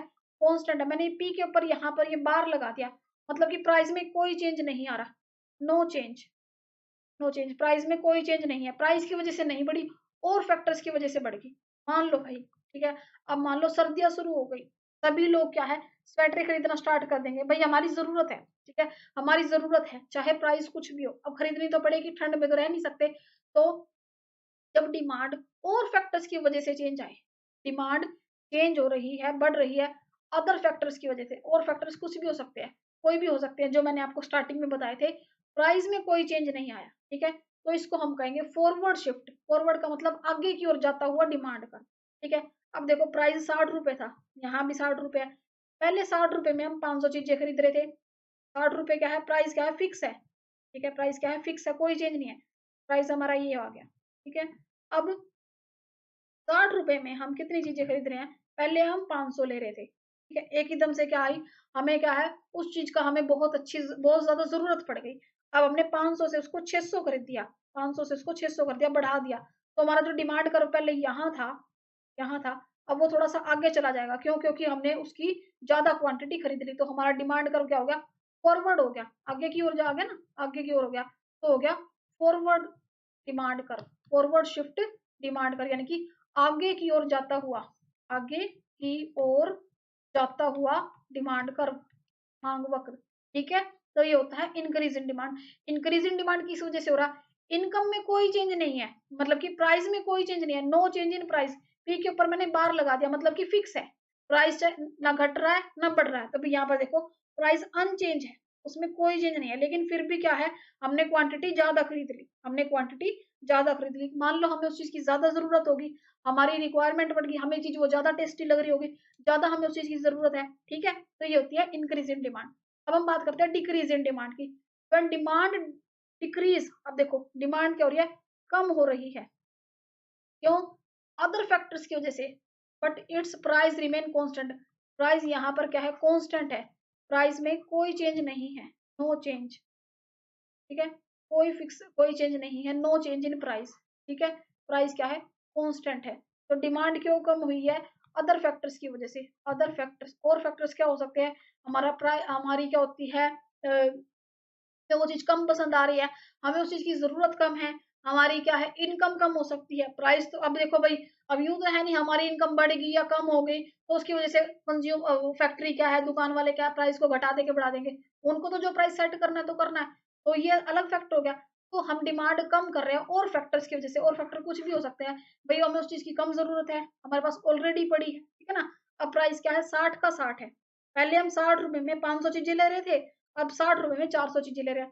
पहले 60 रुपए में हम 500 चीजें खरीद रहे थे, अब हमने क्या किया, प्राइस तो 60 का 60 है, अब हमने कम कर दिया, हम पीछे की ओर आ गए, पीछे आ गए ना, 500 से 400 पे आ गए, तो हमारा डिमांड कर्व पीछे आ जाएगा, बैकवर्ड शिफ्ट हो जाएगा, पीछे की ओर जाता हुआ, ठीक है, पीछे की ओर जाता हुआ। तो यहाँ पर प्राइस में कोई चेंज नहीं आया, प्राइस तो जो है फिक्स है, फिक्स का फिक्स है, तो ये हो जाएगा डिक्रीज इन डिमांड, मांग में कमी, मांग में कमी। मांग में कमी क्यों आई, प्राइस की वजह से नहीं आई, और फैक्टर्स की वजह से आई। और फैक्टर्स वो आपको पता है, कंज्यूमर की इनकम हो सकती है, उसका टेस्ट हो सकता है, वहाँ की पॉपुलेशन हो सकती है, और रिलेटेड गुड्स हो सकते हैं, कंज्यूमर की चॉइस हो सकती है, वेदर क्लाइमेट हो सकता है, ठीक है, उसकी उस टाइम के अकॉर्डिंग नीड्स हो सकती है, ये होता है डिक्रीज इन डिमांड। ठीक है भाई, इसका आपने ग्राफ भी समझ लिया। तो मूवमेंट समझ लिया, मूवमेंट में हम पढ़ते हैं क्या, एक्सपेंशन और कॉन्ट्रैक्शन, ठीक है। शिफ्ट में हम पढ़ते हैं इंक्रीज इन डिमांड और डिक्रीज इन डिमांड, ठीक है।